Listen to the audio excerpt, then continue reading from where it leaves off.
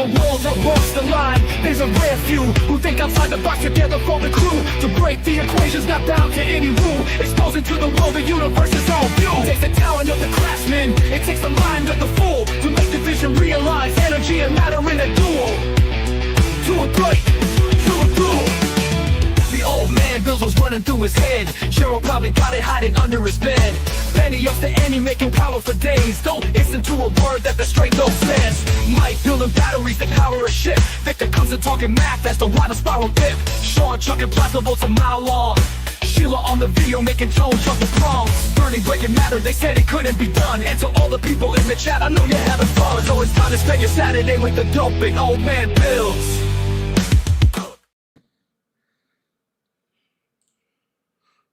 What's going on, everybody? Merry So Christmas. Come spend your Monday with the dope and old man Bills. It's a different day all the time. Different day all the time. Not really. It's just Christmas, man. That's it. It is. What's going on, Joe? Merry Christmas. Merry Christmas, Nathan. Merry Christmas, everybody. It's good to see you. Darren coming in hot, man. 10 Old Man Bills memberships right off the bat, dude. So Merry Christmas to all you. Get a membership. And don't forget to renew after it runs out now. You can't all be dependent on Darren to buy you guys memberships.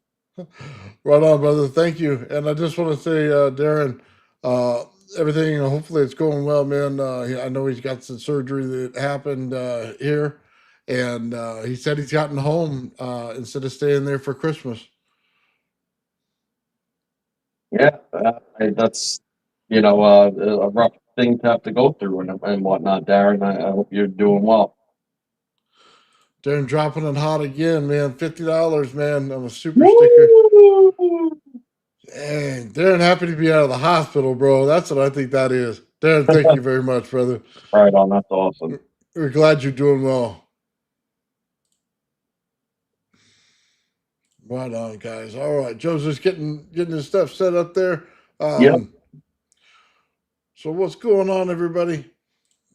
Courtney Sam's out there. He's gonna hook us up again, man. He's got an oscilloscope for us, an old school one, so we can start mapping things out, man, in the ratios, just like what's her name was doing.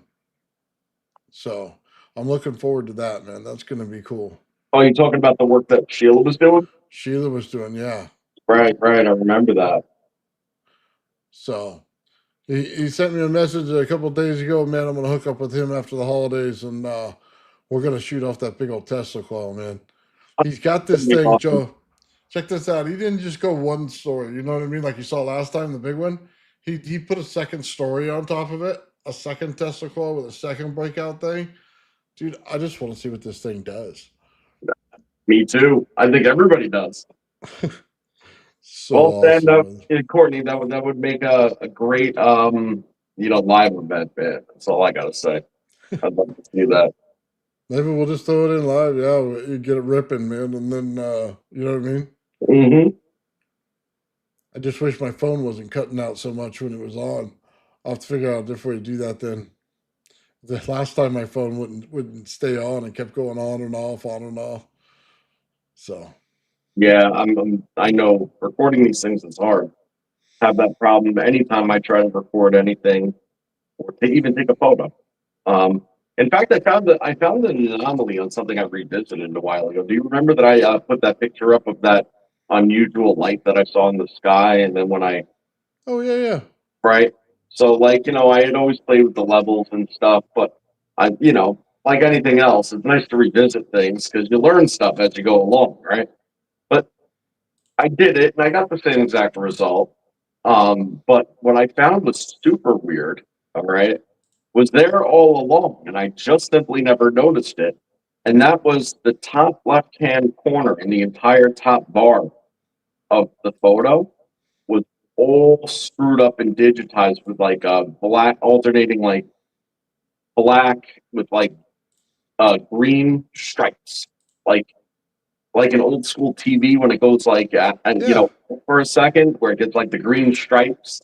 It was like that along an entire pixel stretch of pixel bars right at the top of the exposure. So I was like, how did I never notice that before? It's because I was never really looking there. Right. But even that, and I had taken a bunch of photos, and that was like the only one that even turned out a little bit. And I feel like I don't even have as many photos as I took of it. And yeah, and then that was present. I just thought it was super strange.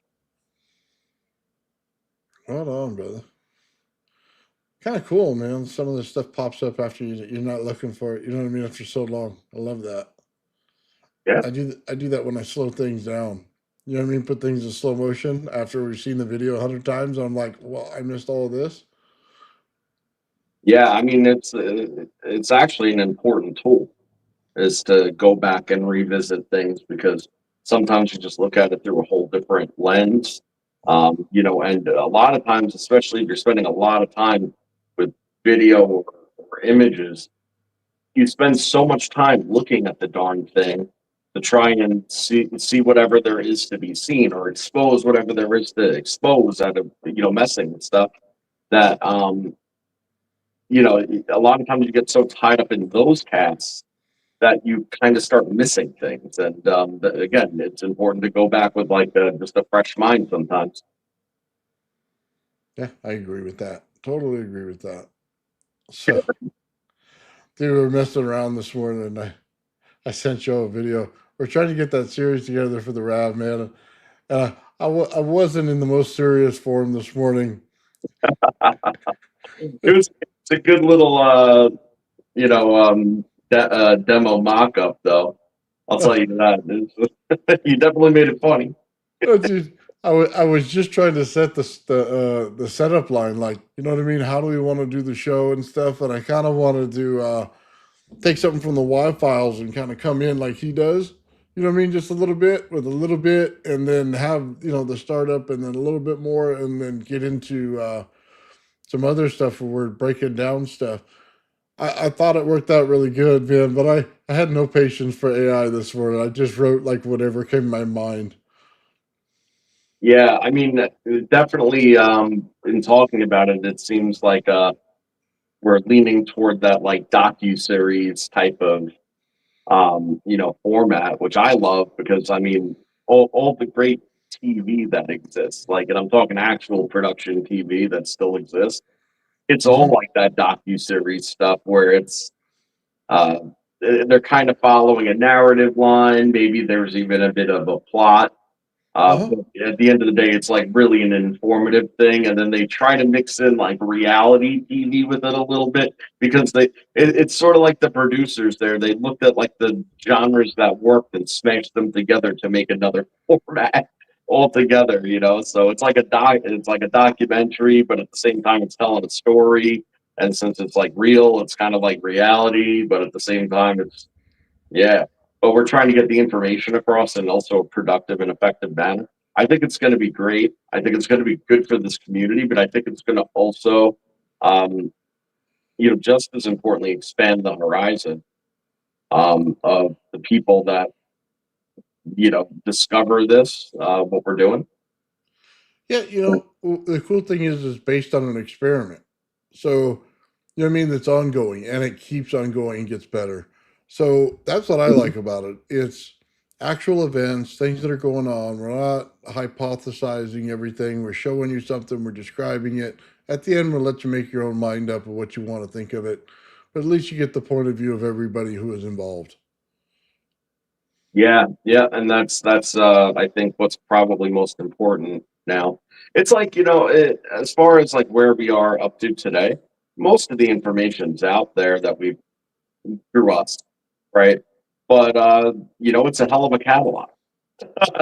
It's a hell of a catalog, and it's all split up, in all sorts of random places that really have to be dedicated to find it, That's true. to really have been following along. So unless you've been following along all along, somebody coming in, it's going to be very hard to catch up. So I think that it's great that we're doing it. Yeah, I kind of start at the beginning and kind of show you the evolution of it. I like that too. Yeah. Oh man. Yeah, Sean sent me some more stuff on this thing, man, and it was like he literally took glass and made it look like a bracelet, like a snowflake bracelet, is what he made it look like. I don't even know how to say it. It's like something you go into a glass shop which you've been struck by lightning kind of thing.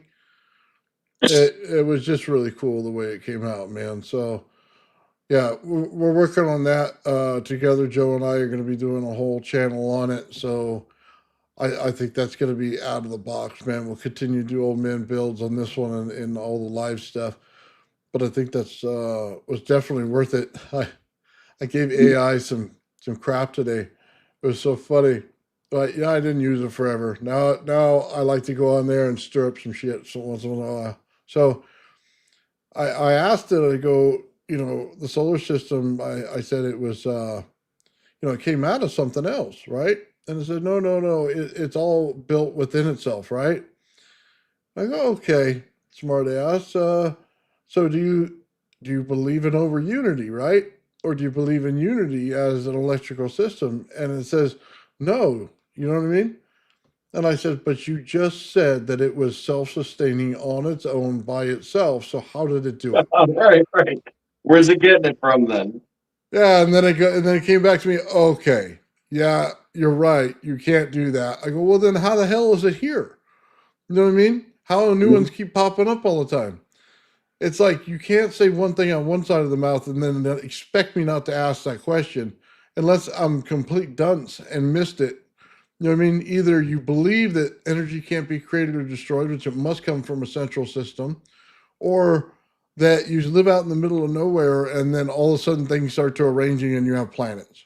And I don't know how you have the structure without the beginning of something and how it repeats itself without the beginning of something. Mhm. But then how do you say self-sustaining without saying it's over unity? And it's an enclosed system is what they said. It wasn't like it was an open system because they ruled that out by saying it's self-sustaining. You know what I mean? So I had a little fun this morning razzing a little bit. You know what I mean? Oh yeah, Because you can talk sense to it a little bit. You know what you got to watch out for though, and it's something that I don't really hear people talk about too often with AI, right? Is your AI will get to know you and the things that you generally know about and the things that you discuss and your interests and things like that, and then it has this habit of liking to pander, you know so what you got to look out for is sometimes you have to tell it with no context of anything we previously ever discussed, okay, and then proceed with your question, yeah, I noticed that. and say give me your the objective take or whatever at the end of whatever you're saying, because if you don't actually say that, what ends up happening sometimes is it knows where you're coming from already, or generally, so then it just tries to relate with that and gives you an answer that maybe you want to hear, even if it's not the answer that it would otherwise give. So if we were just to go use a random person's GPT, like, hey, can I grab your phone and ask GPT something real quick? Yeah, sure. Here you go. Right. You ask it, it's going to give you a totally different answer Oh because yeah. they've never asked it anything like what you're about to. Right. Hmm. So it has to go through other information in order for its large language model. When you start to train it yourself, you know, then what ends up happening is it starts kind of pulling the recall from those other chat boxes. Right. So I, just I, be li- careful of that. I like breaking its balls, man. So Mhm.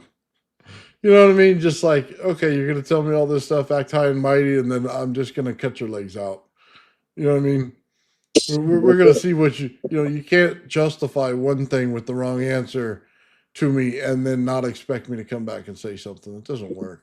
Right, right. I mean, it's not a person, Nathan, but I get it.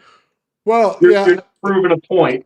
I, proving it to myself that I'm not lost my mind yet. Maybe that's it. Maybe. Oh, that's Uh, a stretch sometimes, I can tell you. For yeah, all, some days you never know, huh? that's it. Dude, I had a senior moment. Okay, check this out. Okay, I haven't hit 50 yet, but I had a senior moment. I'm literally driving home from God. I swear to God, Joe, this was the creepiest thing I ever did. I went up to go get a battery from somebody, right? And the person was nice enough and everything. It wasn't about him or anything there. It was the roads I went up to, right? I'm going up and I came by one of these like motels up in the middle of the woods. So here I am driving up this giant mountain, right? Come by this hotel. It's one story, okay? Like a full on motel. And I'm thinking, oh my God, you could die in an axe murder there, right? And then I go up and I go further and I get to this guy's road. And then I start driving up, like I swear to God, the dirt road from hell that I'm glad I had my 4 by when I was going there because if I would have taken my wife's car, I would have crashed it. This thing was, and he didn't even bother to tell me this, by the way. Hey, I live out in the middle of nowhere, so you're going to have to fucking 4 by to my house. So I get over there, I get this dude, I get this feeling like I got to the end of the street and there's literally trees hanging over every single fence. It's Oh, dark as hell. And I'm like, I'm so going to die tonight. Like, I wanted a battery, but I'm going to die. Like, yeah, it was creepy as shit, dude. So, yeah, sorry, I kind of lost myself there a little bit. I got through that, man, and got the battery, and the guy was as nice as could be. But that shit freaked me out, bro. That really freaked me out. yeah, yeah. Listen, I mean, it's one thing to live in the boonies where there's nothing around you, but it's a whole other thing to live in the middle of nowhere. Like, Yes. that's a whole nother that's a whole nother thing because even as rural as it is where I live, uh, where it's like, oh, the next place over is like a quarter mile or more away, door to door, more or less, right? Um, the idea that you look around and nothing is around you is very real in some places, especially out west. I feel like out west that's more of a thing. Yeah. Well, it wasn't so much that there wasn't everything around. It was just overgrown. Mm. Like death lives here. You know what I mean? Like no one comes out to cut anything. Like nobody Right. manicures anything. And I met the nicest guy on the road too. I go, dude, do you know where this address is? And he was the nicest person in the world. Helped me out a great deal. You know what I mean? Finding this guy. It was just one of the creepiest things. Like dude. Okay, so I had the senior mode. I had another one right there apparently. So when I got back down the hill and I'm driving towards the house, I went this road probably a million times. All right, and I literally blinked. I had no idea where the fuck I was. Okay. Mm.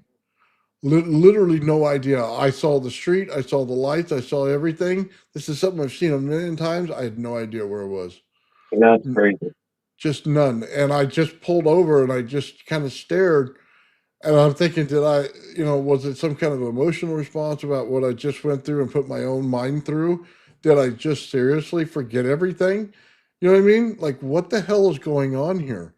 And then I took like 5 minutes, dude. And then I started driving and I said, Nathan, just keep following this road. You know it's right.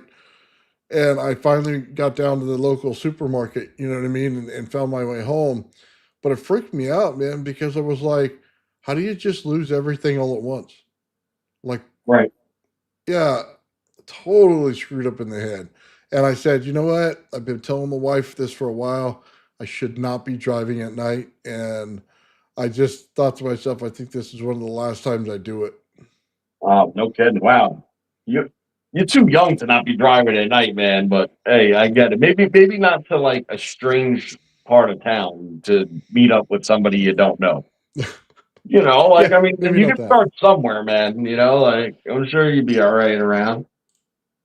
No, it was more than that though, man. Like I've been losing the ability to do certain things for a while, and I think I figured it out, dude. And I told you kind of backstage the other time what it was, but it comes with all kinds of problems, man. You don't see as well, lights don't reflect well at night. You know what I mean? Yeah. Um, I don't get a whole lot of sleep at night. You know what I mean? For my body to recover is what it should do.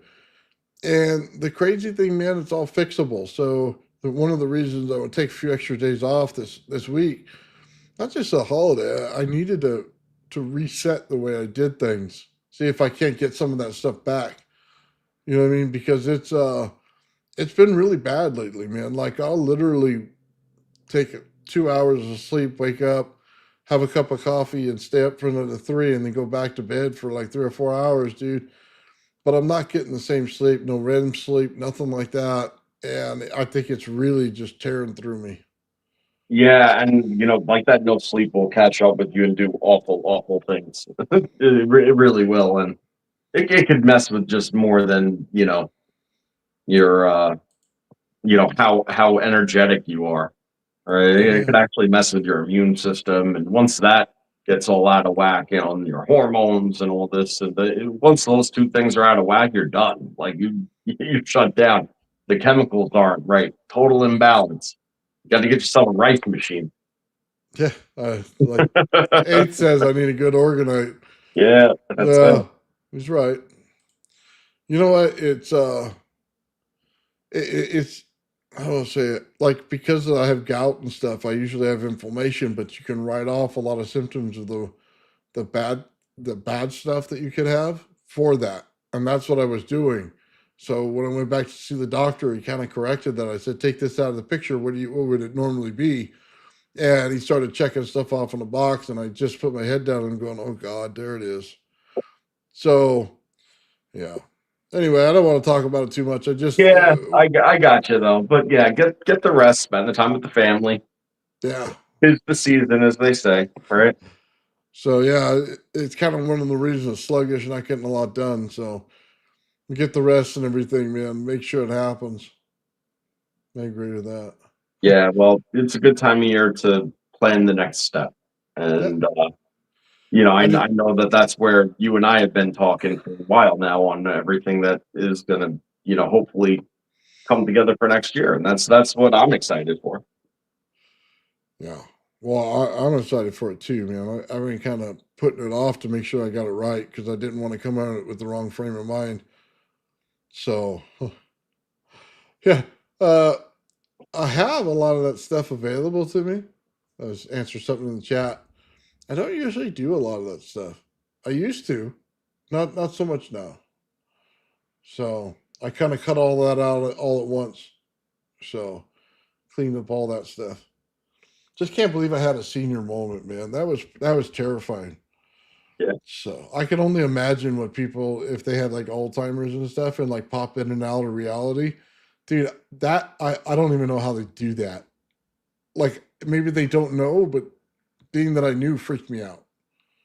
I get it. Yeah, right. I think that is the coping mechanism, right, for the human body is just like when you start going into those modes, it's like so be none the wiser, and then it won't affect you. But Yeah. if you realize it away, but do what's right for you, do what's best for yourself, and everything else tends to fall in place the best it can, right? The best it can, as long as you're proactive. So. Yeah. Yeah, I'm there with you. All right, let's get on to some good stuff. And yeah, I think I might be in this next year talking to Eighth over there about some organite help over there too. So we'll get Yep. to that, man. You gotta bring the energy and the energy exchange and the time fluctuations in from the fourth dimension, Oh yeah. as we've discussed, right? Um, Yeah, I need like an angel over my shoulder, you know what I mean? well, you know what? I wanted to touch on something real quick about the fourth dimension, and how I view it because we did the show a couple days ago on it, right? Hmm. And then I have the paper that is going to be coming out very, very shortly on it, finalized. And I had asked for a little bit of feedback, from throughout the group and everything. And Phil was kind enough to actually, read over, skim over the paper and whatnot, and just give me his 2 cents on it. And he said, "Hey, I like and agree with some of this, some of the stuff that you're saying there." He's like, "The one thing that you'll never get me on board with, though, is the multi-universe thing, right?" Okay. And I kind of feel that way too. I mean, I'm going to be honest, because the way that I think about it is different than that. Not all that different, but I've heard it described in so many ways or whatever, right? That it becomes this really, really woo-woo thing, right? But the way that I imagine it is different than I've ever heard it described. And who knows if I'm right? Nobody can prove this, but at least at this moment. Um, but the way that I see it is like it's we're a building block of that. Okay. Now that doesn't necessarily mean that all the other building blocks in which it is consisted of, okay, are absolutely alternative of our own reality. It could rather just be like frames of our reality. And that would be enough for it to be relevant, because if the time is the difference and a lot, like there's a certain condensed amount of time that's present simultaneously in the fourth dimension, let's say, it doesn't have to be that reality, that out of phase reality doesn't have to be all these different possibilities that did or didn't happen, right? Or all these different ways that it could have went, like some people describe, or some other place entirely. It could literally just be from this moment to the next, to the next, to the next, to the next, is the building blocks of that dimension, which would actually make a lot more sense and become a lot more feasible. So if you think about it, where it's like the same, it's cutting the frames of the movie out, right? And then that's what makes up that dimension, is all of those frames individually, all at the same time, right? Okay. Whereas the other things are kind of like saying it's like a movie running a reel, except they're all different movies playing on different channels, you see? And that becomes harder to palate, because that kind of would imply what we've all kind of heard before, right? Oh, there's another you who made a slightly different choice, who's living a totally different life because of it, and it's real. It's just over on that side. See, I would see it that way. Okay. Yeah, I see it more like the building blocks are 3D pieces of what we would consider the passage of time, but those things all build up in in that upper dimensional reality. So that's what I think of it as. And I wanted to clarify that because I feel like nobody's really mentioned it in that particular kind of way. And it, to me, feels more both plausible and palatable. Well, it kind of goes down to what you can kind of prove. I mean, you proved you had this one existence. That's there. If you got to be able to look back on it, you'd be able to show all that. That I'm cool with. If there's another me out there somewhere, I'd love to meet him. You know what I mean? And if there's a billion me's, God save us all. But that'd be cool too. I don't know. I mean, I just kind of feel like show it to me, and I got open eyes, and I have no problem taking it in if that's the case. But I got to see a little bit first, right? You know what I mean? Got to see that it's there, that I'm not going crazy. Well, So, then you got to spiral out and keep going. well, that's not the same as getting all high and screwed up in the head, is it? Like, No, I because mean, it's I don't think so. oh, okay. Just making sure, because that would probably do it. I mean, that might be one way to do it, I would suppose. So, I think I'd but, meet a lot of people there. ho, ho. Oh man, yeah. I don't know about all that, Joe. I just know that it's got to start somewhere in the middle, and it's got to emerge out, and it's got to keep repeating itself in order to continue. And I don't think it's something that it can help itself. It has to do it. You know what I mean? Until everything goes away, it's going to do it. So Yeah. it's, you know, Havoc. He's such a dick. oh, that's great. That's funny. Let's see. Prediction Joe will try to explain 4D more, and he still won't get it. Nice. Yeah. I know you get it better than you think. 'Cause I know you do. Oh man, yeah, I tried to tell that to AI today too. Yeah, light emerges.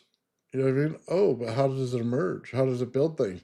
I'm thinking, dude, if I could just show you one picture, you would totally see the whole difference in it.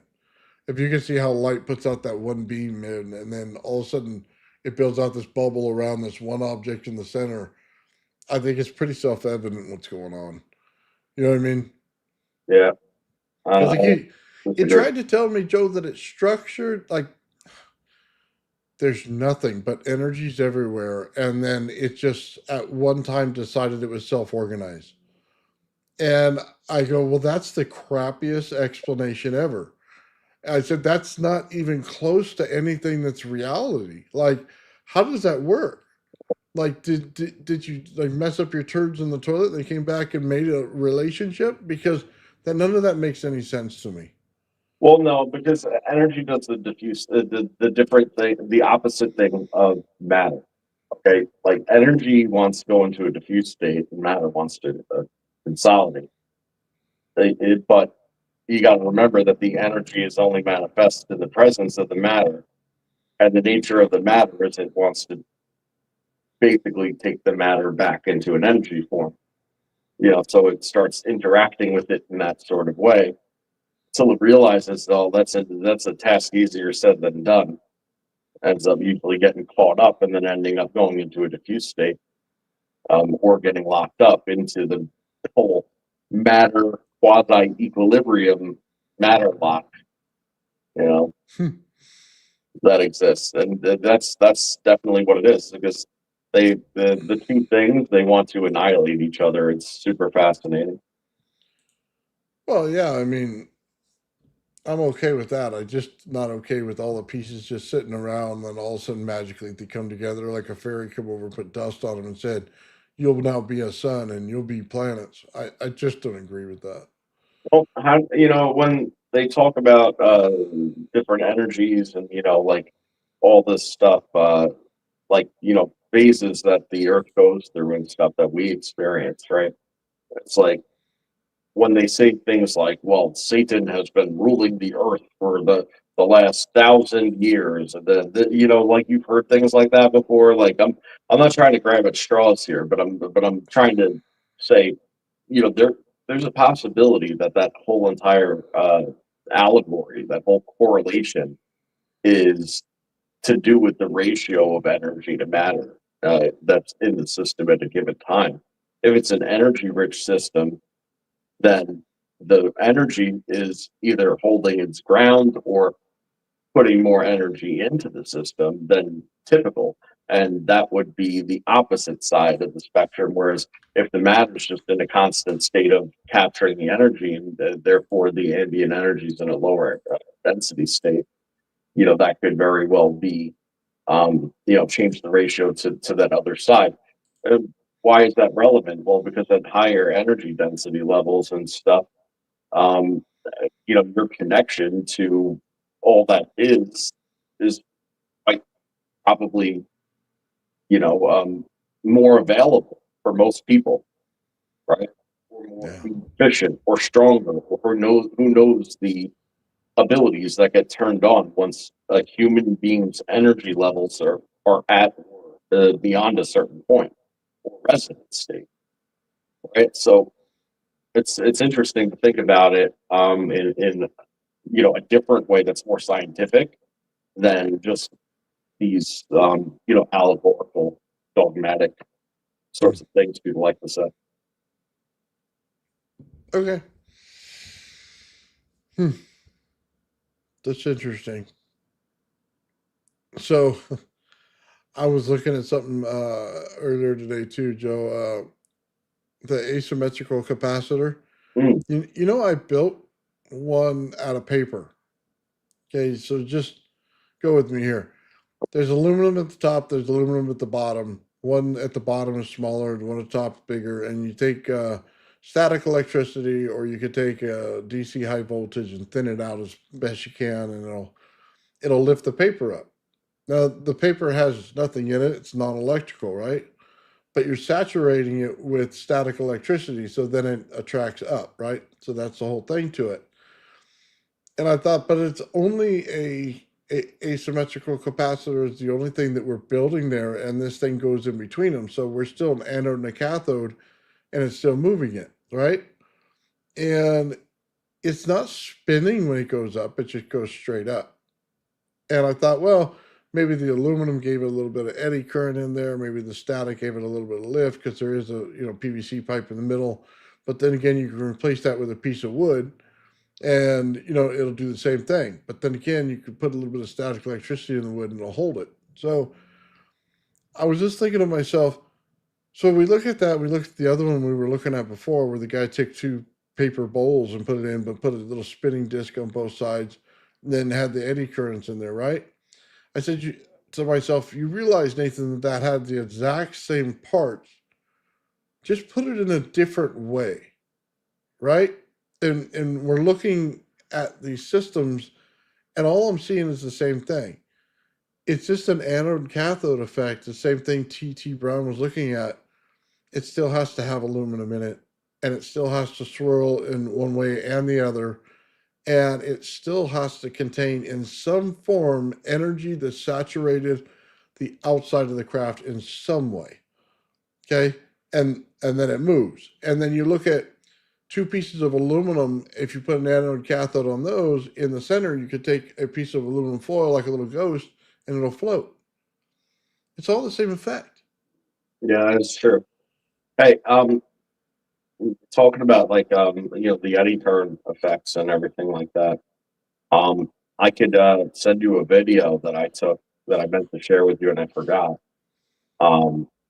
Where you could literally see the eddy currents off of a smoking pan. Okay, that form a vortex. All right, I can send it to you right now. You can take a look at it if you want. Just kill the volume if you're gonna do that though, because my dog was acting like a jerk. So. Oh, we'll send it over. Yeah. Yeah. Give me 1 second. I'll send it to you right now.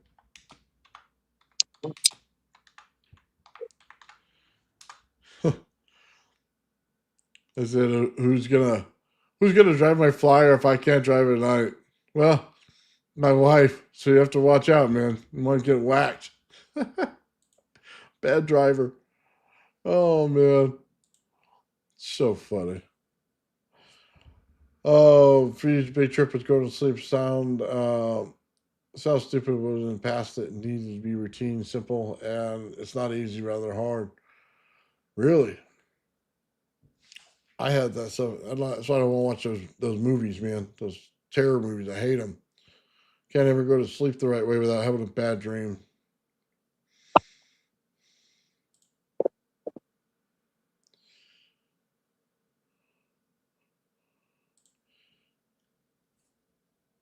What happens if I get one? An anti-gravity system? What am I going to do with it? I'm not going to patent it, that's for sure. I'm just going to show people on the internet what it is. Let you build your own. And at that point, you can do whatever the heck you want with it. That's all I want to do. Oh, Joe, did you send it to Facebook? Yep. Okay, I'll get it in just a minute. Cool. A hovering toilet. Oh my God. That would be hilarious. If you made your toilet hover, I would laugh my butt off, dude. Okay. Let me make sure this thing is on mute real quick. Yeah. So I recorded it for like a minute because I saw it doing it. I was just heating the pan up, cast iron.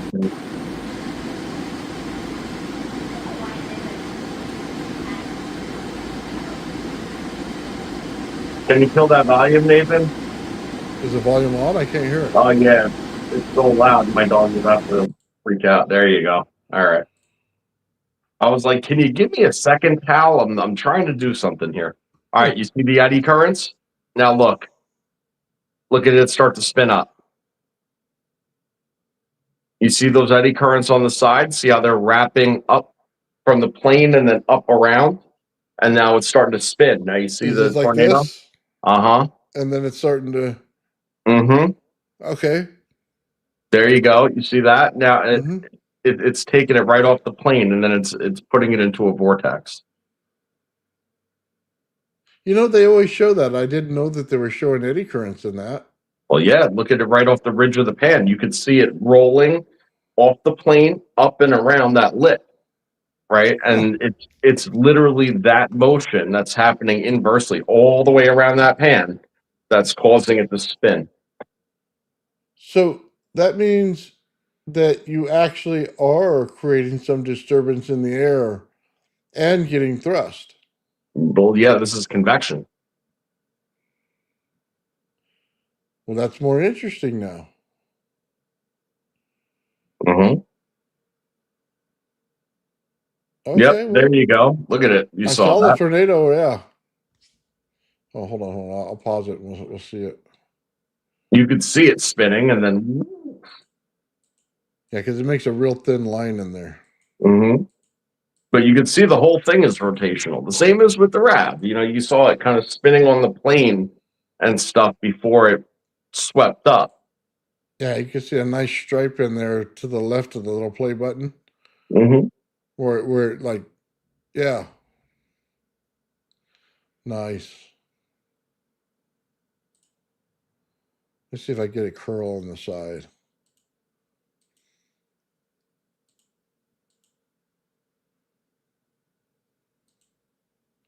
There you go. You can just see it just curled over right there. Boom. Yeah. And if you go slow, you can actually see the eddy currents riding up that side of the ridge. Huh. I did not know that they did that, Joe. Yep. That's Well, cool. I always say the eddy currents come on the plane. Okay, they're outside. They are the cause of the phase transition between the rotational plane. Okay, and then it going up and gaining in volume. You know, to turn into a vortex from a plane rotation. And then when they do that, the same as the vortex sucks up and has a core of the middle of whatever it's surrounding and compressing, right? The eddy currents, they move then from the outside, okay, to the inside once it pinches off. So if that were to pinch off into a ball, then the stable stream of it would be the eddy currents on the inside of the sphere, okay, as opposed to the outside. It basically turns itself inside out. Huh. I'm gonna have to look at this in slow motion. That's pretty cool. Yeah. Thought it was pretty interesting. I let Yeah. that smoke way too long just to get this video. Wow. Yeah, definitely gonna have to check that out and look for it. Well, now that we can see it and everything, last time I had too much magnets on it, too much magnetic value to see any eddy current popping up in there. I had them on the top disc and bottom disc, so they were just fighting each other. Mm-hmm. So, I mean, this looks exactly like a tornado formation, like in when they show them, like when storm chasers go and they start to see them start to wisp up, like a dirt devil and stuff like that. Like even it's exactly what it looks like. yes, by the way, I did get the last one that you sent. Thank you. Yeah, we're looking at that with all. Sorry, Joe. We're talking about Mm-hmm. the Rodin coil there. So, Yeah. So that's interesting. And I took a handful of screenshots that I sent to Nathan out of what I picked out.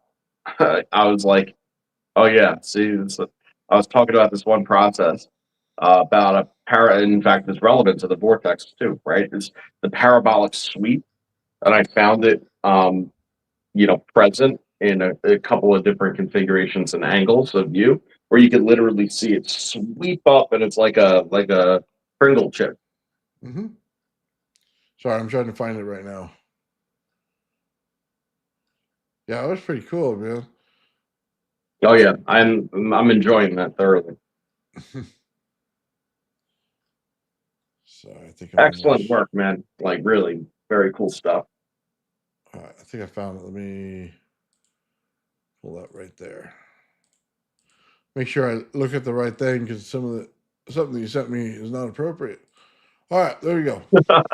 Oh, this is when I inverted it. Yeah, so I took a couple of the one of the configurations, which was the simple configuration. I told Nathan which one it was, but when you invert it onto itself, what you notice is the exact exchange patterns that we've been describing.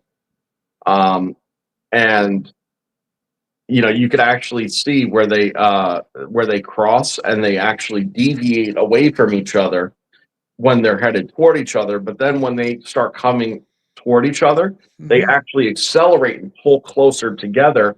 But then they end up parallel because they do that. So then when they end up parallel because they do that, then they go away again. So that's exactly the whole nature of it. That's what the chase ends up being. And the exchange is realistically only when they cross. But what was super interesting about this is if you see where I marked the 9 and the 4.5, if we start at the 4.5, okay, that's Mm-hmm. actually where the energy lines cross in opposite directions. Okay. And what happens when they cross in opposite directions like that is it goes scalar. All right. And you could see that it's basically traveling at a very shallow angle, mostly at a plane. And then it does that until it crosses the opposite color line. Once it crosses the opposite color line, it collapses and it starts using that line as a carrier wave. Mm. And then it zips off because it has another interaction coming up where it starts to pull away. So that's how it makes it from that cross point of 4.5 at the 3 and the 6 to make it back to the 9 where they actually collide like this, where they're both going the same direction. So Mm-hmm. since they're not inverse at that point because they're both coming in like this and this is their collision, Mm-hmm. it's an energy event. Okay. That's where it connects. You see, they can't connect opposite things parallel headed opposite directions. They go away from each other. It's inverse, Mm-hmm. So it's only in that one point where they actually culminate at this relationship where they're parallel and headed the same direction. And it's exactly at that 9 point, like you would expect. And that's where you get the amplification event. Nice. Let me show And the that's, other one. yeah, and this is only one of a few. Yeah. So that was the one breaking it down. See, there's a carrier, there's a scalar. Boom, pow. Yeah. You get the boom pow when they go down that center in the same Nice. direction. Well, that's where everybody says the 0 point is, right there. Yep, dead in the center. But now, if you look, what comes off of that is look at the energy exchange off the side. Mm-hmm. So Oh, right there we see the ratios in it too. You can see the blue line, purple line outside the center point right there. mhm. They just Yeah, look a little different because the geometry's changed a little bit. So, I mean, usually you're looking straight down at it, so you see it pretty easy. But in here, it's in spiral, so it's pulled apart a little bit. You know what I mean? hmm It's kind of different for a different way to see it. yeah. And when you line these things up, though, it does the exact same exchange patterns that we've been describing all along with Uh-huh. the RAV and everything like that. Oh yeah, yeah. Well, one of the things I'll say is the Earth is spherical, not donut shaped. So it'd be the same thing. It's just got to have a little more edge on the top, a little more edge on the bottom. You know what I mean? And Yep. then I bet you'd see that event on the outside where it looks like an S, the way it shapes in. Well, you see, you have the flower of life in the middle of this, don't you? Oh yeah, of course. That's what I was saying. You can see it easier from up top down. You know what I Mhm. mean? And then this way shows it in 3D. Yeah. Yep, That's you got your cool. 6 points right there. Yeah, it's crazy when you break it down like that and you got somebody who knows where everything goes. It's totally awesome, man. So hats off to you, brother. You did awesome with this thing. He's got another program, like I keep telling you, man. It's awesome too. So really good work there, man. Oh yeah, I've only started to tap into it, but I had a lot of fun, and that was the second or third thing that I like, found that I was like, oh yeah, check that out. That's worth like saving the image of. That totally hit home because that is the chart that we show all the time. Let me show you this. I wanted to. This kind of. This is like AI's description of that fractal I was telling you about with the glass. So I'm saying it's more like a snowflake. You know what I mean? It's something you'd see on a bracelet, right? And then let's see if it's on this one. Looks like cauliflower. There it is in glass. Mm, You can kind of see in the center where the swirls are. yep.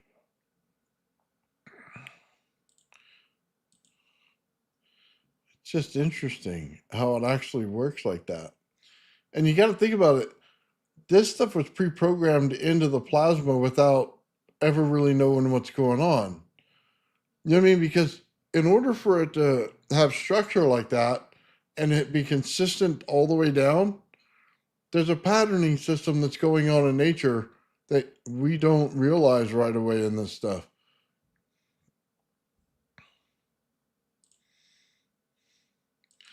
It's interesting, man. It really is. I mean, I always like looking at this stuff, that's for sure. But I mean, glass is an interesting substrate in general because I mean, not for anything when they're running super high voltage and stuff. I mean, most of the time that's the insulator they're choosing to use. But remember that anything's only insulative to a certain point. Mm-hmm. I'll show this real quick.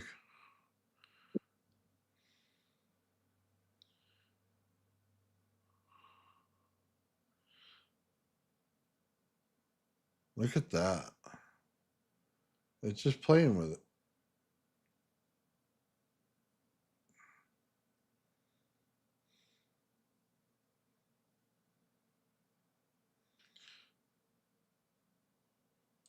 So right here, let me see if I can't get a good picture of it. Okay, right there. So what I was trying to tell AI is when the light comes into it, you see the white structure all around it. It's already saying that it's structured, right?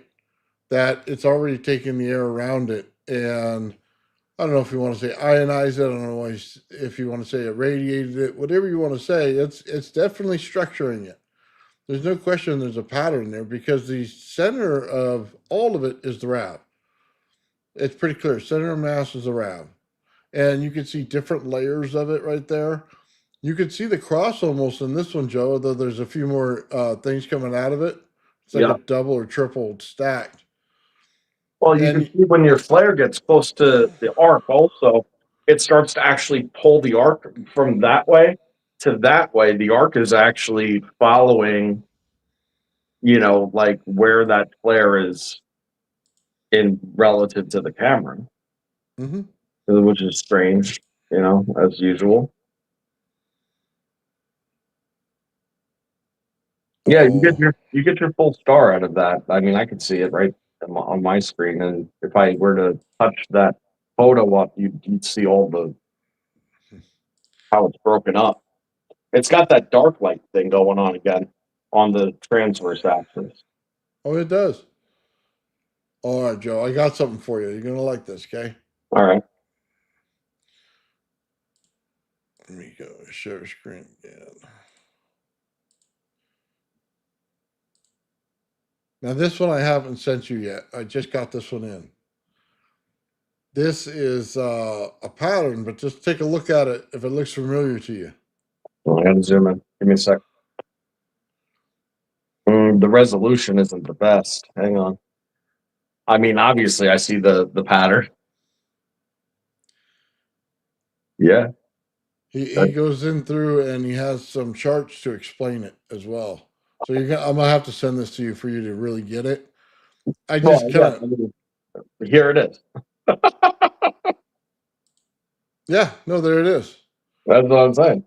I just did it manually, but it was based off of that same structure, obviously. Well, what gets me is the bottom right corner. I don't know how well anybody can see it, but it looks just about like yours. Yep. That's so interesting, man. How he did that. Yeah. Well, look, it's like a caduceus helix, top left, right? That's Uh exactly what that is. It's just a spiral. huh. He said he was inspired by your last video, Joe. Very cool. I love it. That's what it's all about, man. You know, it's like I find these things. Sometimes I don't even know what to do with the information. But I share it because somebody will, and that's awesome stuff. I love it. Yeah. Oh, look at this one. Look at the upper right. Look at the red line. How it's kind of counter to the other one. It has that little swirl. It almost looks like a swirl is counter. Yeah, I see that. That's cool because it looks pretty random, but it's not. It's all proportional. It's literally just progressing further into the same pattern, but compressing. And in the compression that it's going into, it makes it look different, but the relationships are all proportional. So he went ahead. Give me a second.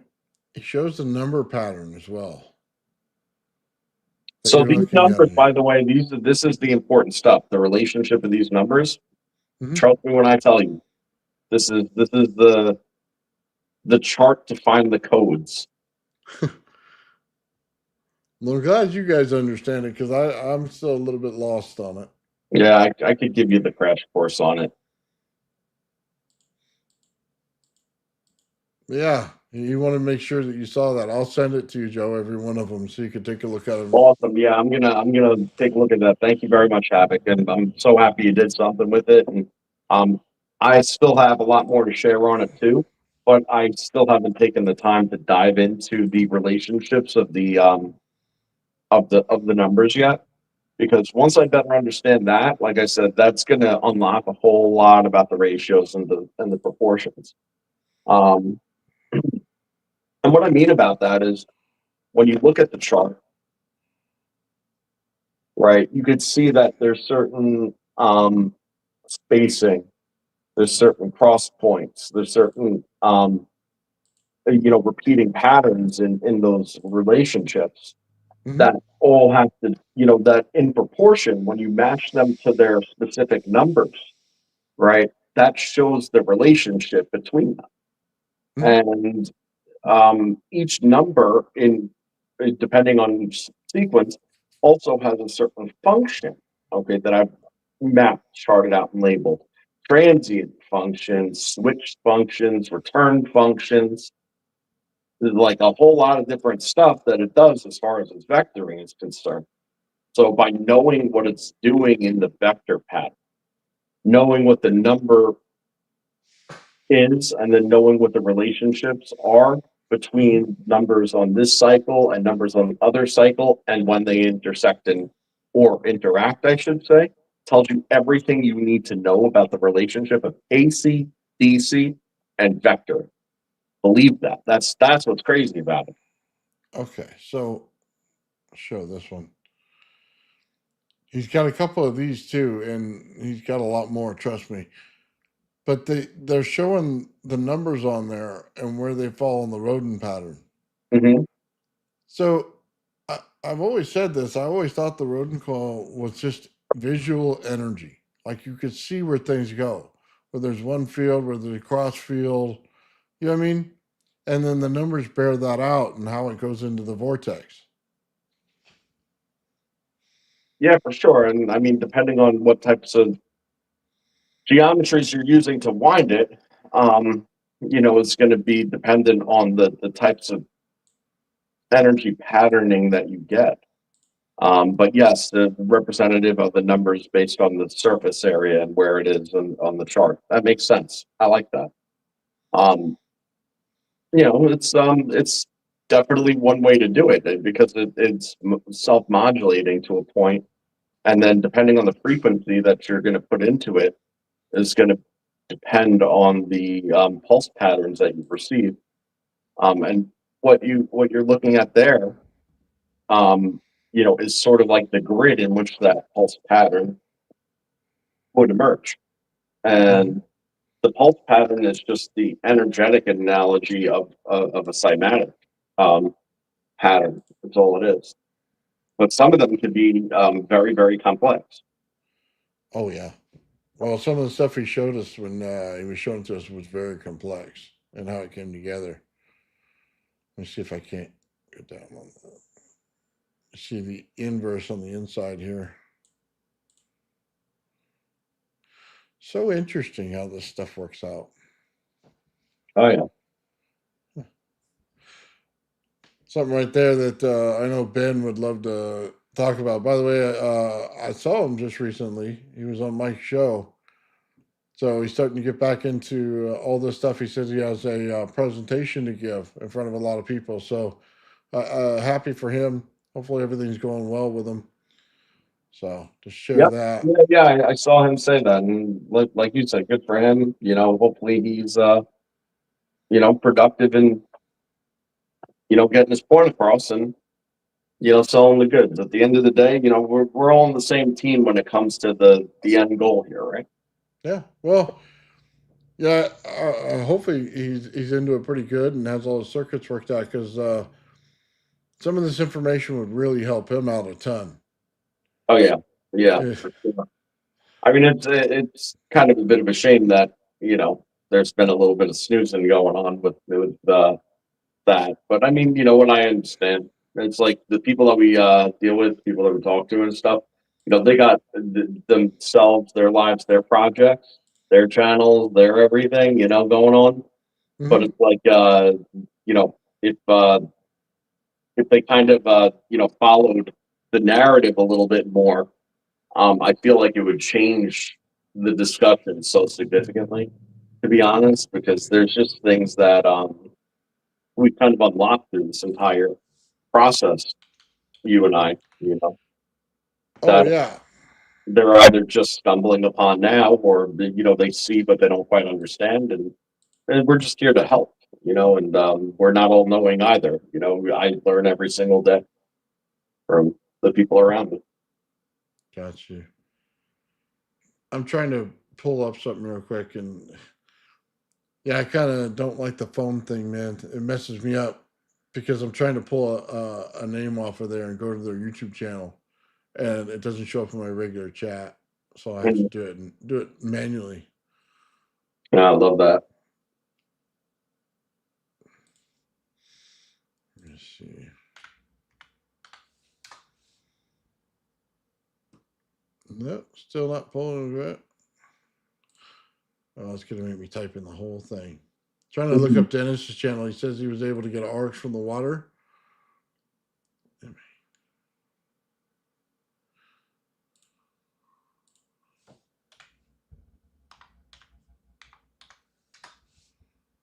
There we go. Yeah, I've seen that before, and it's super strange when that happens, or when it goes through water and glass and then zaps you.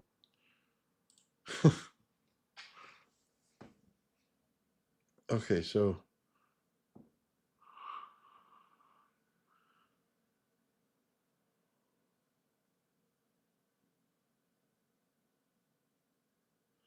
I see the light. I see the energy in the light. Well, usually electricity, if it's in like AC or something, it'll stop at the water line.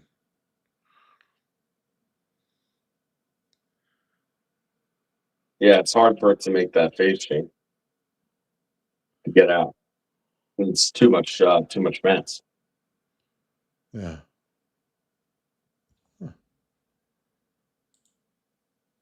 I mean, that tube you have is just cool in itself. Okay, says a new one from tonight. That's an older one. Okay, sorry, give me just a second. I'm looking. I just like how that lights up green. That's cool. Let's go to the short section. Okay, right here.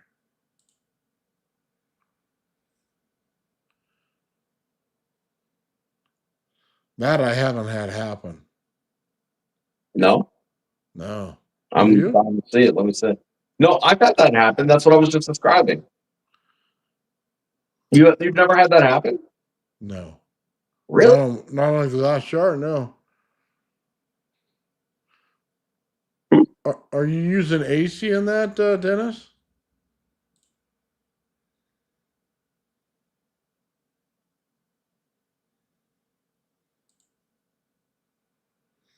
That's very cool, though. Mine didn't look as nice when it happened to me. But he's got all sorts of tendrils coming all around there.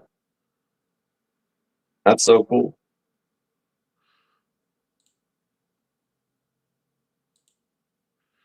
Oh yeah.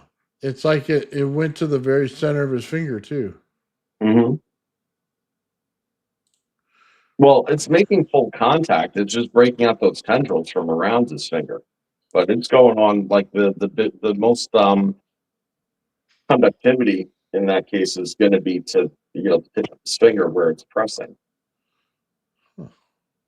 It's on a bifilar connection to another bifilar. Okay, so on the other experiment that he had, that's loosely coupled. Okay. All right, got me more stuff to try. I got this effect when I had that the coil that was wound into itself and totally 180 degrees out of phase. I got it when I ran my the center coil, the center wire of my Tesla coil through that first, and then into water. I got that same effect. Huh. So I got a question. Okay, so we got those bifilar coils. We probably all built the same, just had a speaker wire and one wire is over the other. And I know they're supposed to be this way, but they're this way. So I was just wondering if you ran a square wave in one, you know what I mean? In the other one, what if you ran an AC wave? What would it do? Like if you just were running the DC and had a magnet on it, right? Because a magnet flips on top of it when you do it. So what happens if you run AC? Will it jump? You know what I mean? I've always wondered that. I have to hook it up and try it and just blast it with 120 volts, you know what I mean? Maybe with a transformer in the middle of it and see what it does. So, That might under those circumstances, because the numbers you just said are a lot higher than things I've messed with. But the way that when I just described to you too, that the coil, I don't have it readily available, but it's like the one that's like around the bobbin, like that big black mhm. wire. The way that I rigged it up is that the right and the left are the feeds of each side, so they're both feeding right and left. And then I hooked it up to an audio jack, right? So it's stereo Okay. audio. So Hmm. you can isolate right from left or run them the same from the same source. If you run it mono, then it's getting the same exact thing Okay. up both lines, right? But then you could run beat frequencies through it. And you could also adjust for square waves and different types of waves and stuff. Um, but the power levels I'm talking about are super low comparatively. Super low comparatively. Oh, yeah, yeah. I was talking, let's try and find out levels. Yeah, super low comparatively. So mine wasn't jumping around, is what I'm saying. I just don't know if it would or wouldn't. So, okay. Hmm. I'm trying to think about it in the way that we looked at that last thing. We were looking at the square wave becoming the sine wave, but there was three levels to the square wave, right? And that's what I was kind of looking at. How do we get that to jump something like aluminum? You know what I mean? Because aluminum reacts to the AC right away because it instantly heats it. And over time, it takes DC pulse a little bit more time to get the same job done. Mhm. So when you rotate magnets underneath it, it's starting to heat the aluminum itself. You know what I mean? And causing that convection, I guess it is, that's going on. But when you get to AC, it does it faster, right? So my thought was, is if you ran DC on it, could you get it to start it and warm it up? And then would AC have a higher impact at that point since it's already ready to go? Yeah, I mean, could well. I mean, the words make sense logically.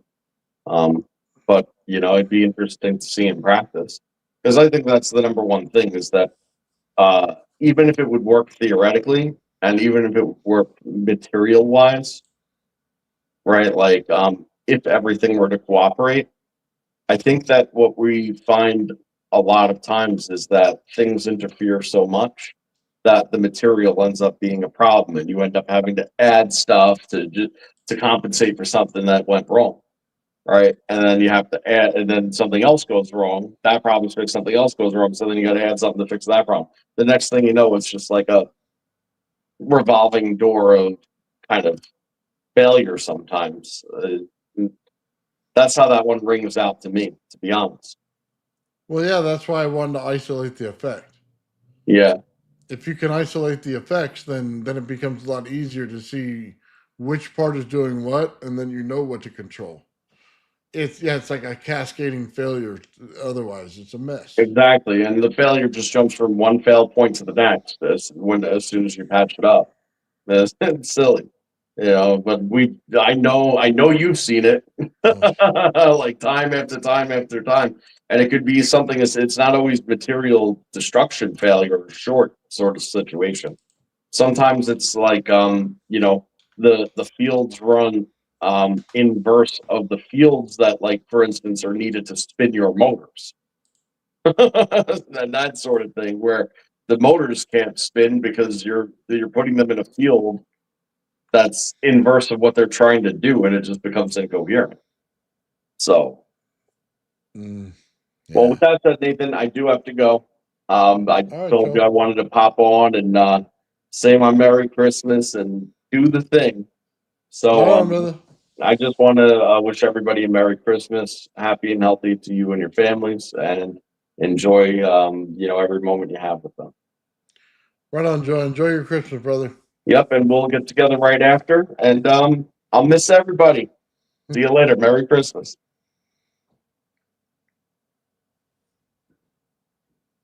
All right. There you go. Yeah, it's kind of interesting to think about some of this stuff. Some of the stuff we were doing behind the scenes, Joe and I were working on, is just tearing down every part of what's going on in fields so that we could see it. And that's kind of one of the hardest things. And we're working with Lightspeed on this as well, on how to do the sensors and stuff around it, because I've been thinking about it. I went ahead and I rebuilt certain systems on my Krabby Flyer unit. I wanted to do those. I have a bunch of stuff behind me. You can see it over, which one is it? This shoulder? This one? You can see a bunch of transformers there. We want to create some magnetic fields. Kind of curious about how that works and things like that. But I'm trying to get a view of this thing that's I'll say, I don't want a slight thing to happen. I want it to be visible. So when we hit it with a lot of current, I want to see the visible impact. I want to see that we're all seeing the same thing. And then when we tone it down, I want to see if that matches well. And I always say high voltage tells no lies. Well, the high voltage tells you where everything goes. If there's a vortex in the system, if there's a non-vortex in the system, if the energy curves inward, if it curves outward. The high voltage kind of reveals some of that stuff. And then you see if it matches with the low voltage as well. So when I say that, I go, 120 volts into a coil isn't that much, but will it spike aluminum? And that's what's kind of curious about the whole situation there, because we know oscillating back and forth between a triple stack DC as an AC and then going back to AC is an actual like an anti-gravity type of thing, because you're going to have to do it. It's an oscillation between the two, and it shows up all over the world in all kinds of hieroglyphs that way. And we're trying to nail down the effect of doing it. And we've seen a lot of stuff, that goes in there and has that weird effect where, you could build up something with DC and then flip it to AC. So it's like you're taking a DC capacitor and then you can switch it over to AC right away. Or you can even take your Tesla coil and do it. We turn it on with DC and get it up to 12 volts, and then it warms up not transistors but MOSFETs, so that when you hit it with the AC, they don't fry. And we've done that before. It also works as a pulse. If you took your Tesla coil, ran it in DC, and you knew you were good on exactly where the resonance was, and then you automatically flip it to AC, boom, you're going to get a big explosion of power, okay? Or you're going to fry everything. So it's one of the two. You have to make sure that AC is perfect. So it's kind of an interesting question when you look at this, and it goes to Edwin Gray effect. If you put in a DC flyback into a simple system, okay, like you just put it on two coils. You have an inside coil and outside Tesla coil. You connect the positive one, negative the other, right? But then you put a Tesla coil next to them, and you turn it on, and what happens is the energy goes from a DC flyback energy to an AC flyback with a voltage multiplier, which basically means that you hit a whole separate type of energy there, and you went to AC, which will then take the aluminum and shoot it right off of it. And I say Edwin Gray because he did the same thing. He took a coil that was just sitting there and ran it, and then he basically turned on and tested the coil over it. John Hutchinson did the exact same thing just recently. He was just showing the same thing recently, how he took his little coil, and then he took a aluminum ring and it shot off the top. Well, why is that? Because once you have the DC energy in there and it's pulsating and oscillation, and then you hit it with the AC, it makes that aluminum jump right off of everything. So being that you're doing that, that's kind of the effect we're looking for in anti-gravity, right? We're just looking for a little bit of extra energy, push it, give it a direction, but it's got to push against something. So I think that's what the magnets are for and stuff like that. And the reason it flexes all over the place in that gravity flyer. Anyway, that was just kind of one of those interesting things Joe and I were talking about behind the scenes and trying to nail down the effects on it. Because once we nail down the effects, then it's pretty easy to translate to people. Hey, here's the test for this. Make sure you do that one. If you do these 3 or 4 more tests, you're going to be able to see this thing properly. Then everybody can build it the right way. And that's kind of what we're looking for here. Yeah. I think that we're fairly close, and I have a couple more cool things coming up this next year that show that we built an asymmetrical capacitor out of the paper plates and stuff and everything, and more paper bowls, I should say, with the CDs on it and the right type of energy. I went out and bought every part. Yeah, that's why it's getting the battery. So that's pretty cool, man. After the holiday, I got to buy about 10 pounds of wire. And then Bedini, here I come. I got aluminum rims. They're over that shoulder right there. You can see them back there under my 3D printers. Got 2 aluminum rims sitting right there for the Bedini motor. So got some cool stuff going on, man. It's just taken a while to achieve everything. We've been adding parts and accumulating. I must have like $1,500 worth of stuff sitting on my table ready for me to assemble. And, like I was saying earlier, I haven't been doing all that well, so I haven't been able to do it.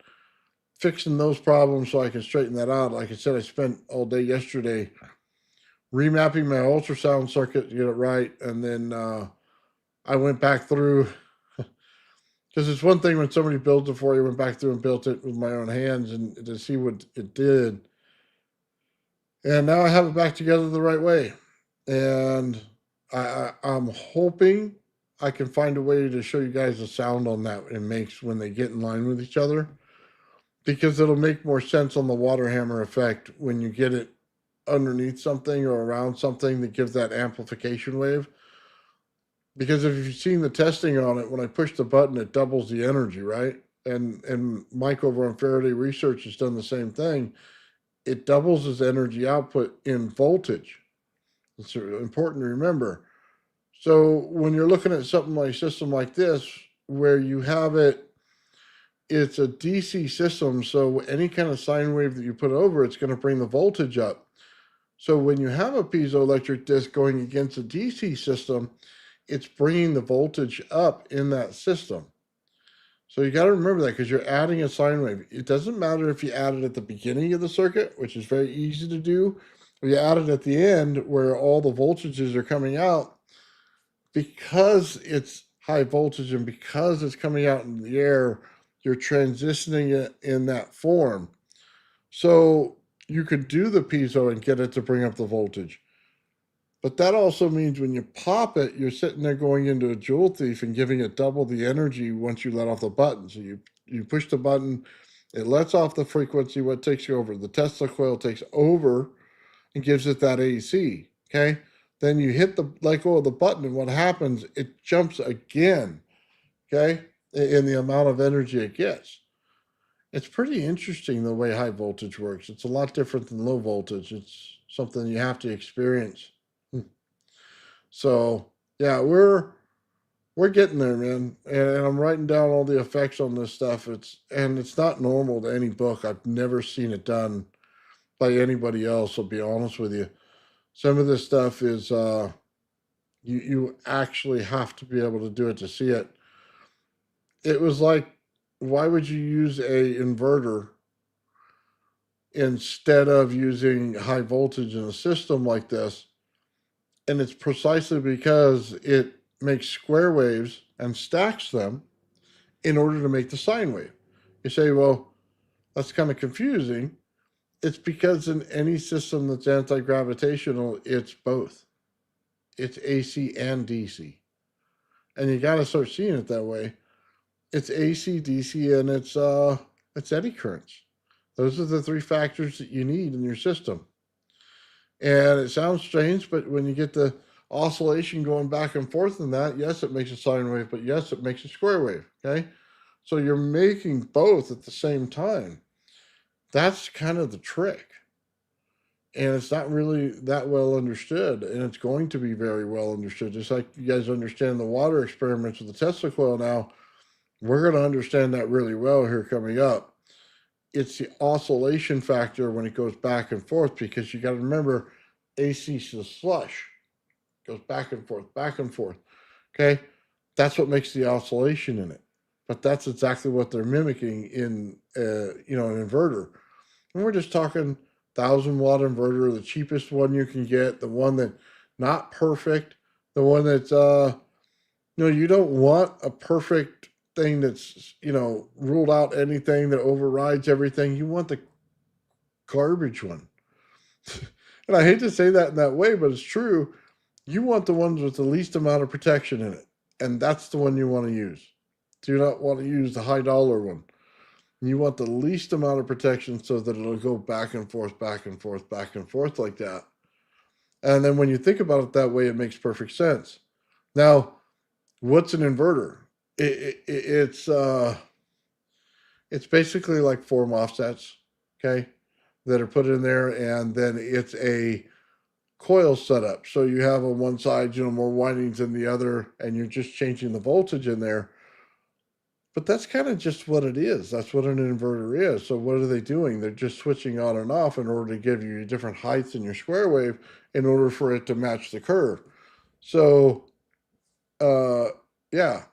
That's what it's doing in there. That's the basic system of what it is. Okay. So yeah, I've looked into it quite a bit and run this stuff, and I'll be honest with you, it was kind of like I went back on Alexi's device and look at his DC flyback circuit, and I realized something very simple. He likes to add things to things that don't belong. And I mean that in this way. if you run a ZVS, okay, which most of us thought the beginning part of it was a ZVS, it wasn't. It was an inverter that he had connected over there to one transistor, and that ran his DC flyback. Well, that matters. You say, well, why? I could just go buy a ZVS, it's cheap. It's because the sine wave over the square wave has to be done in a very particular way. And if you do it with a ZVS, the higher the value of ZVS, the worse it works. So if you bought a little cheapie and it was like a 100-watt ZVS, no problem. Sine wave will go through it, no problem. If you got 1,000-watt ZVS, it doesn't do anything to it. So it makes it basically useless. So if you just run a transistor on it, it's open. It's open season on it. Just like your Tesla coil, running it without a ground and doing it as a cellular exciter with just two parts, a resistor and a transistor. That's all you're doing on the DC flyback as well. But that also means that you can convert the output and change it. That means that you can do it on the opposite side of the energy where it's coming out of the wire instead of doing it where it starts at. You see, now we get into some understanding of electricity and how things actually are working in some of these systems. It's just interesting that it does it, but it's also the reason why he did it. He needed this thing to self-correct. It needed to be fluent. It needed to be adjustable. And he used the system to adjust itself. And I know that sounds crazy, but he did. I had problems because I went in and tried to change it. I went in and said, okay, I know more than you. I put it in ZVS. I failed. I know more than you. I took my cellular exciter and I went in there and I put a ZVS on it. Well, I failed. Okay. I didn't put a capacitor in there. Again, I failed because there's a snubber circuit on it. So as the ultrasound works, it fills the snubber circuit. So it fills up that capacitor, and then it gives me a voltage doubler circuit on the other side of it when I release that capacitor into the coil. So I then double the value of my coil. So it is one of those things that suppresses your coil and then it'll expand out. So now you get a voltage doubler out of it. Just think about what I'm saying here. He found a way to change the energy, to amplify it, to move it to one direction to the other without compromising the system, just by learning how each thing worked together. He was creating a draw on the top with the wire that was on the top, and this goes to the crappy way things are built. Everybody says, oh my God, there's a wobble in your disc. It's a failure. It's a failure. No, it's not. He designed the top so it would tap. Tap, tap, tap, tap, tap, right? Just like that. It wouldn't sit on there and scrape it. It would tap. Well, why would he do that? It has to do with the charge on the center plate. If you took a PVC pipe, right, and you took some foil underneath, and this is something that he did, and you tap the high voltage on the foil, it changes the actual PVC pipe and where the energy is. So it'll do nothing, and then boom, it'll go down to it, right? Well, it's making an attraction to it. So think about that in kind of a reverse way. If you put that same thing on the top disc as it's rotating, and it's tap, tap, tap, tap, what are you doing? You're no longer, okay, following the normal flow direction of it. It's pulling it, right? It would normally pull down the PVC pipe, but in this case, it's pulling up the center plate. It's one of the things missed when you look at what he does. And then he also runs the effect of two plates on it that have divots in it like an orange peel, and the center plate's solid. So what do you get on that?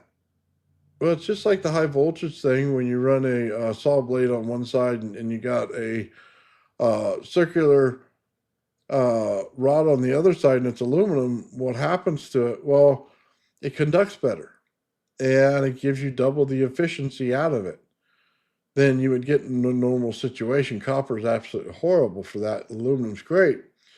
It's just different materials do different things. But it's the flow rate you get. You know what I mean? You get the flow rate much higher. Where I failed is I put the dimply stuff of my plate in the center. It was an automatic failure. I reduced the amount of energy in it by 50% as soon as I did it.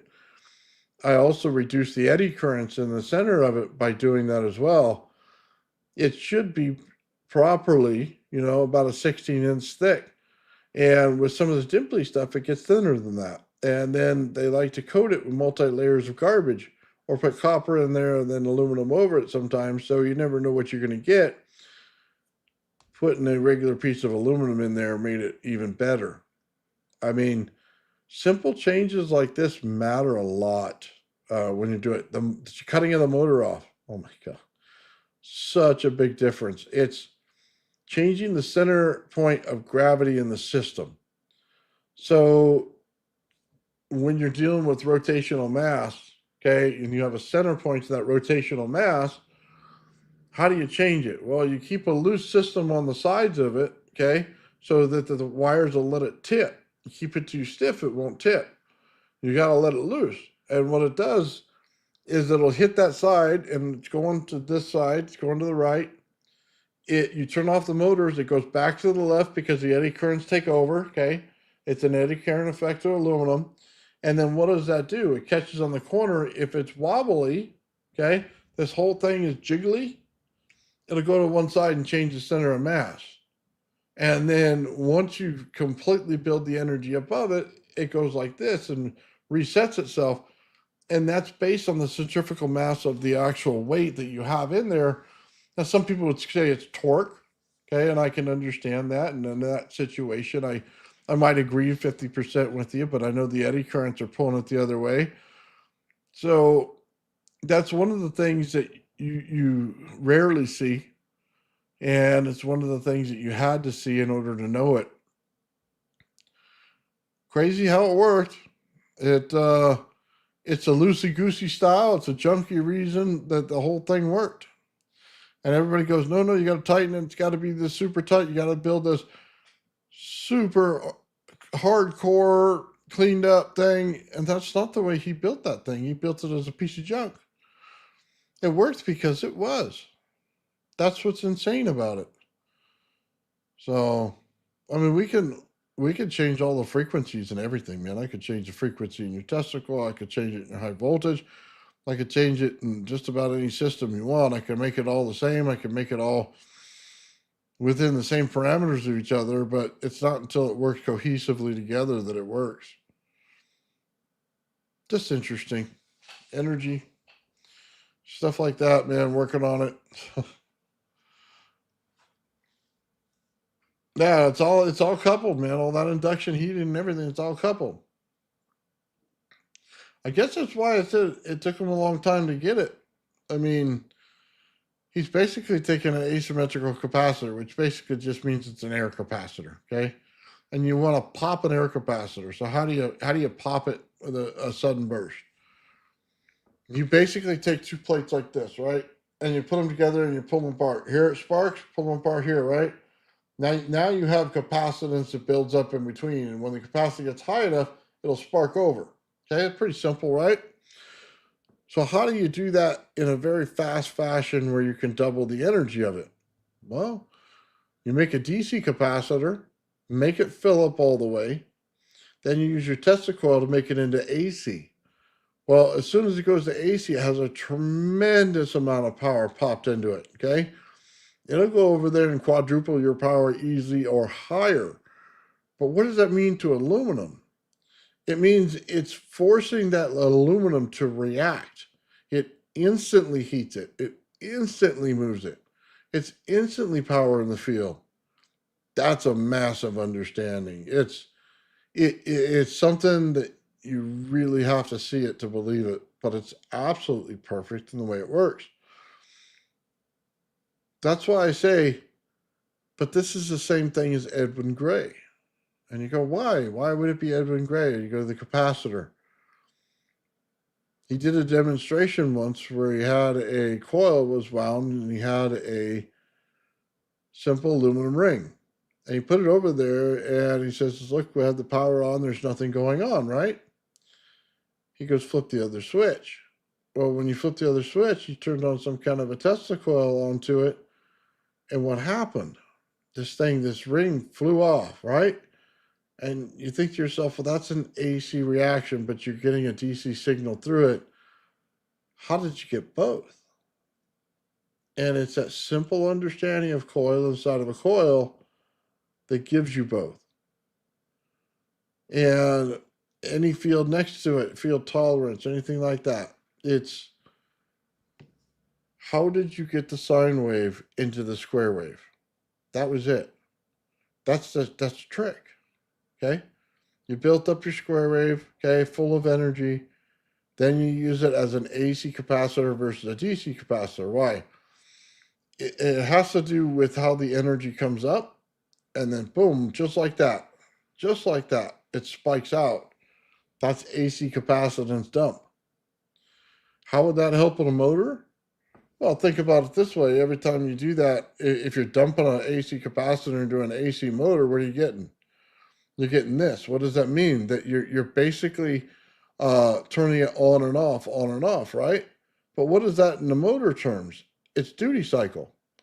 All you're doing is a duty cycle on there. So you're turning the electricity on and off by dropping from an DC capacitance to an AC capacitance and then running it through. Boom, boom, boom, boom, boom, right to a motor. You put a spark gap in there and it goes a one-way direction energy source. Well, buddy, you got a motor that's going to run. And it's going to run really well because you're dumping AC. You're not dumping DC into it. You're dumping AC. Much more powerful motor. That's Edwin Gray. That was his secret. That's how he did it.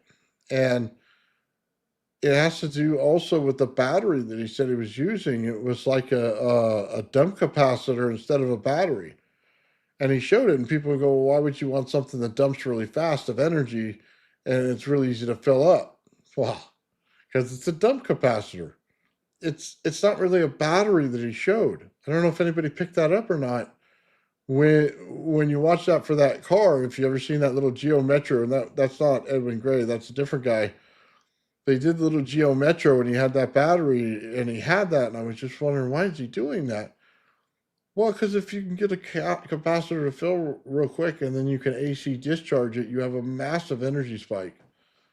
That's what he was looking for. That's what we're looking for. Normally you see it in a negative reactance type of thing. Why not cause it yourself? We do it in a Tesla coil. You realize when you take a diode and you take two of them and you put them, in, I think it's on your positive, okay? And then what happens, okay? You have a diode effect.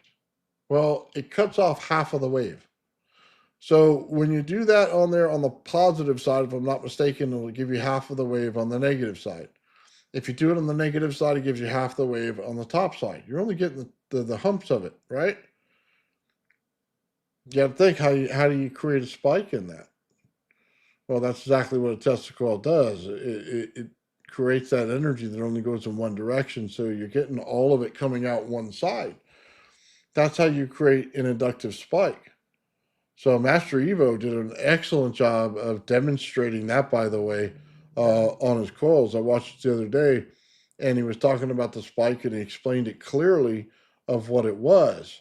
So that was fairly interesting, guys, that the information's been out there. It just hasn't been put together all together, you know what I mean? Not everybody gets to see everything.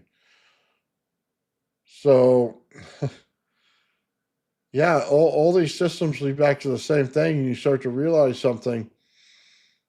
It doesn't matter if it's Hutchinson, doesn't matter if it's Bedini, it doesn't matter, you know what I mean, Edward Gray, it doesn't matter anything, they're all doing the same process. They're taking the DC, making the AC.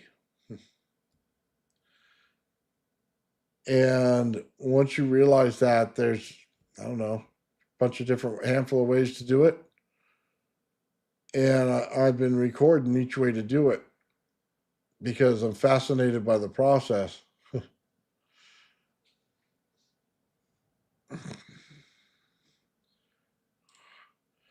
Let's see. I followed you 2 years back. What is your inspiration to exploring the flying disc project? I had want to say this. I actually started out interested in the Otis T car experiment, and I just thought there's no reason why this thing shouldn't fly, right? And because I like to play with high voltage. And you got to understand, for anybody who plays with high voltage, what gets you interested in doing anti-gravity was because you start to realize that energy is everywhere, and if energy is the process of how things work, then energy can control gravity itself. And it seems pretty simple, right? And then you see things work, and you start to see things to change the ability for it to grab onto something or for it to repel it, right? And you realize it's just not a magnetic effect only.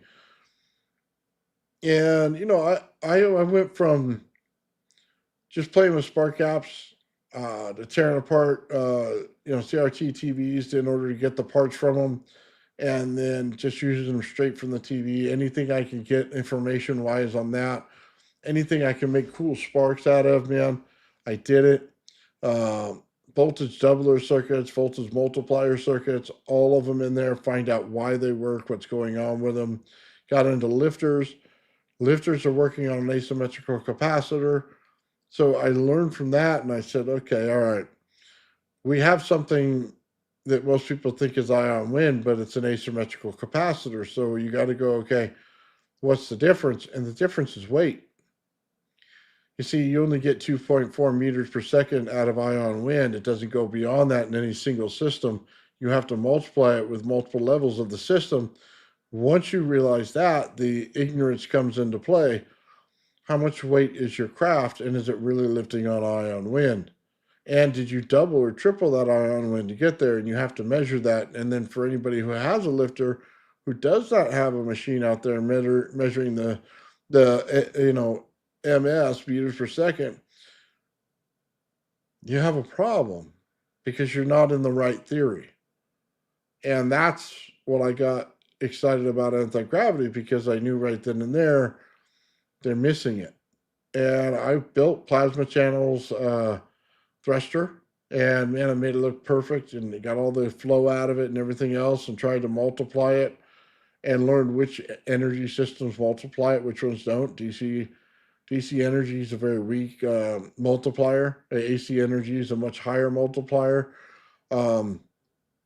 Going into aluminum on one side and the wire on the other, and just making little scars on it so you get the stuff to flow better. Stuff like that. And, you get into how that works, and you go, okay, the first one I built was Otis T car, and I built that whole thing. And I did it probably about, I don't know, about this wide, about 2 feet wide. And I didn't think I was going to do a YouTube channel, so I just gave it away. And I should have kept it. It had the U-trons and everything in it, got the high voltage to run on it, stuff like that. Now, I didn't know as much as I did now, but it was certainly a good frame. So, yeah, I got into it then, and I just said, you know what? I'm going to go for it on our YouTube channel. And I started the Gravity Flyer and the Flying Project. And I says, you know what? We're going to do it from there and see what this guy has, because I knew it was an asymmetrical capacitor as well. The hindrance of it was the center plate, and how do we make the center plate work with everything else? And that could have been why it lifted more weight. And that was a curious thing, because we can all put one of these things together and, do it with the paper bowls,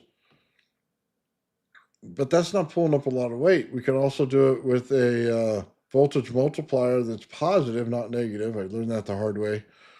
And you could do it and lift a little bit of weight. And you got to remember the effect of aluminum to AC. The thicker the aluminum, the heavier the effect on the AC that has on the aluminum. Okay. So when you're using really thin aluminum, like a aluminum foil, it doesn't have the same reactance to it.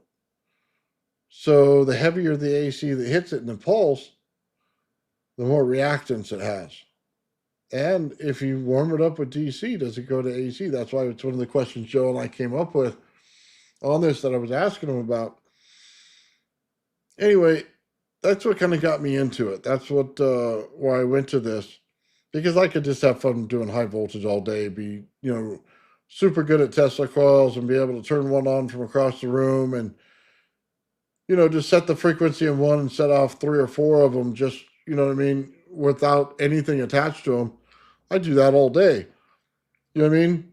But taking on a challenge of a gravity project is more like, can you actually put into practice what you think it is and make it work? And that's one of the challenges. I mean, that's why we love the Rad project, because it was one of those things where it showed you something, but when you got into it, dug into it more, it was explaining everything.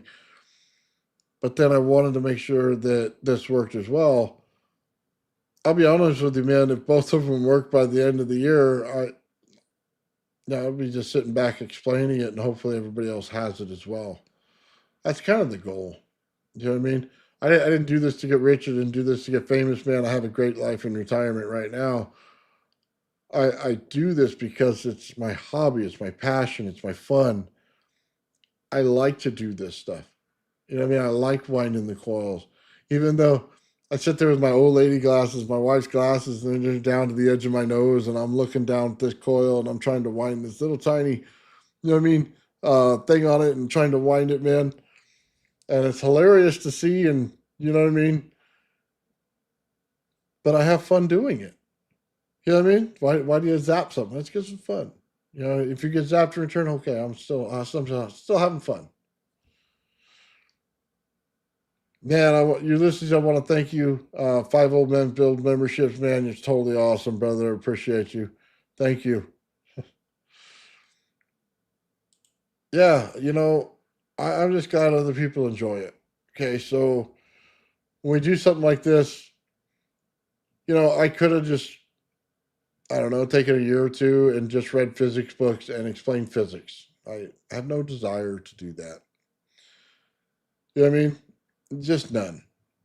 I understand things at a rapid pace when it comes to building things. You know what I mean? So I like to build things. That's what I like to do, man. I like to build things to work. I used to be a cabinet maker. I like to build little boxes. You know what I mean? Little cabinets, stuff like that. Didn't know how to build doors. Got into that. Built doors.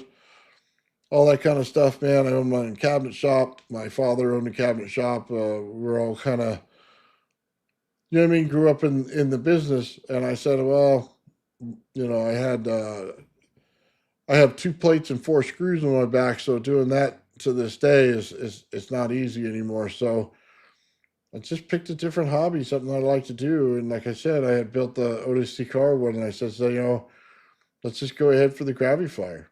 And I'll be honest with you, man. I could have very well went off to something on my own and other things, but I always have in the back of my mind, if somebody across the other side of the world could do this, then I can do it.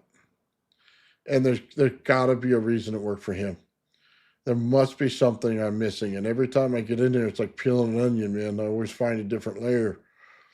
But I think that's a good thing because, like, I have a Tesla coil, unlike most people, on YouTube, that theirs blows up after 5 minutes.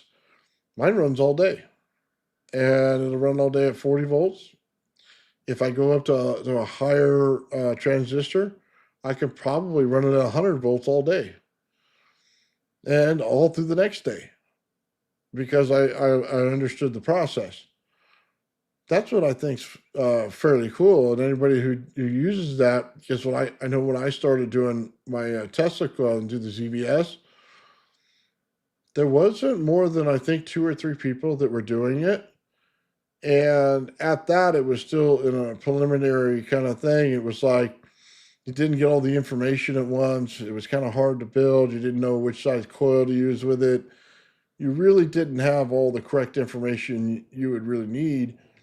And I just simply simplified it and then put out parts to make it work. You know what I mean? Here it is. This is what you need. You know what I mean? Buy it yourself if you like to. If you don't like to buy it, I have it built and you can just buy it.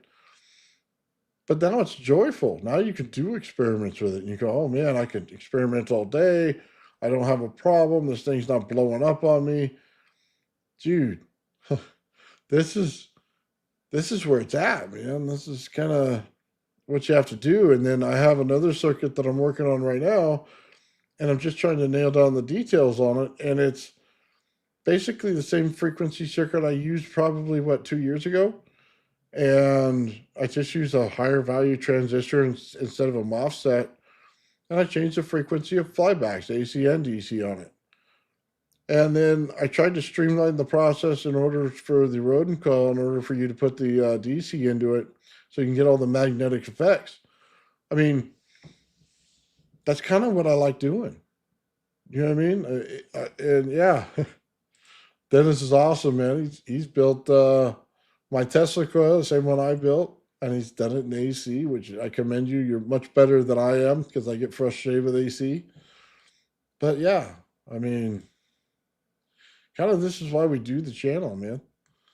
It's, I think a lot of people think, well, you guys get into different things in the universe and all that. I think all that's fun. But the core value of my channel is how I manipulate the energy and stuff like that and change it into different things. Do I have any previous did I have any previous experience in physics? No.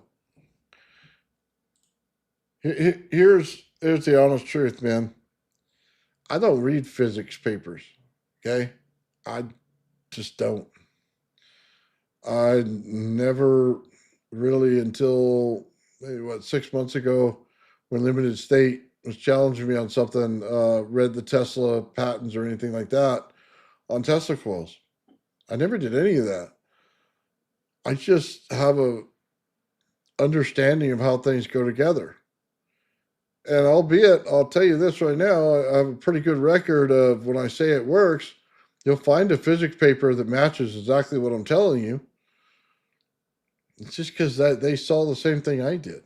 But I'm seeing it through experimentation. They're seeing it through mathematical formulas, which I'm cool with, man. I love math. I did algebra 2 and geometry as home studies. You know what I mean? And passed them. I showed my son both of those, and he cram coursed it in 3 months on both subjects, and he passed those. I'm very good at numbers. Very good at understanding once you have a formula, we can follow it, and I can replicate your formula. And that's kind of the same thing I do in building. Once I see how you did it, there's no chance I'm going to be able to do it. And you're not going to be able to stop that. Once I see it, I could imitate it. And I don't know if that's some kind of memory thing or what it is, but it's just how I work. So when I built cabinets and stuff, I never sat down and learned a tape measure until, I don't know, the week I had to sit with my brother and learn cabinets. And at that, it was like, here you go, here's the measurements. And then boom, I was flying it right through a table saw without a problem and getting it done because my dad had passed at that point. And, we needed the money to put the food on the table. So had to learn how to do things quick. I honestly have never studied for a test. I mean, I just don't do it. I always had to work after school, so I had no time to study. I had no time to do homework. I would always, do good on the test and, get a C average. And then when I decided I wanted to do my homework for that year, I got all A's and one B. But in the class that I got a B, I got an award for math. What are you going to do? I mean, things come simpler for me in some of these ways than it does for other people. And I don't mean that in the bragging way, because I like to share those things with everybody else. If I can understand it and teach it the next day, then everybody else around me learns more. If I can know how to build a circuit and I can show you how to do it much simpler, I'm going to do that. But I also don't have the hindrances of anything else in my way. I don't have pre-existing conditions put on any of my work like other people do. I can see things clearly for what they're meant to be. I can clearly see what it is versus other people trying to add, oh, it's this experiment, it's that experiment. No. It is this, right?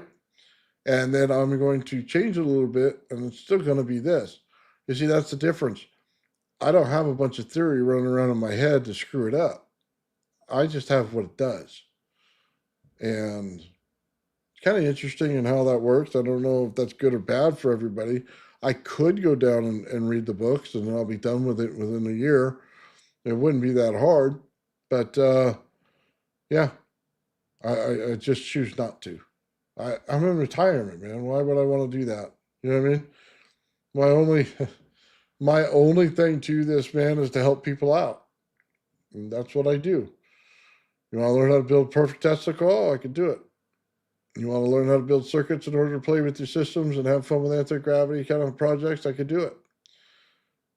That's what I do on the internet, man. That's what Old Man Builds is about. So I think it's kind of cool, man, because I meet people like Sean, and Sean's the greatest at this. He does all kinds of adventurous stuff out there, man, and he helped me with my Tesla coil. He was laughing at the fact that I was frying it and just walking over casually to it like nothing was going on.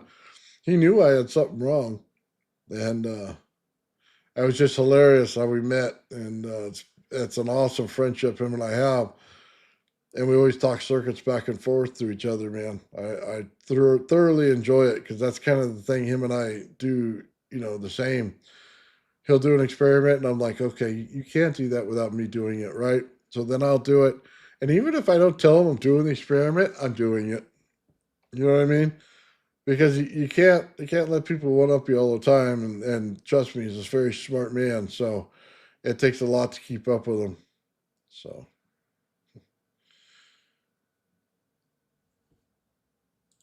see us pick apart nano coating stuff. The people have been able to really figure it out yet.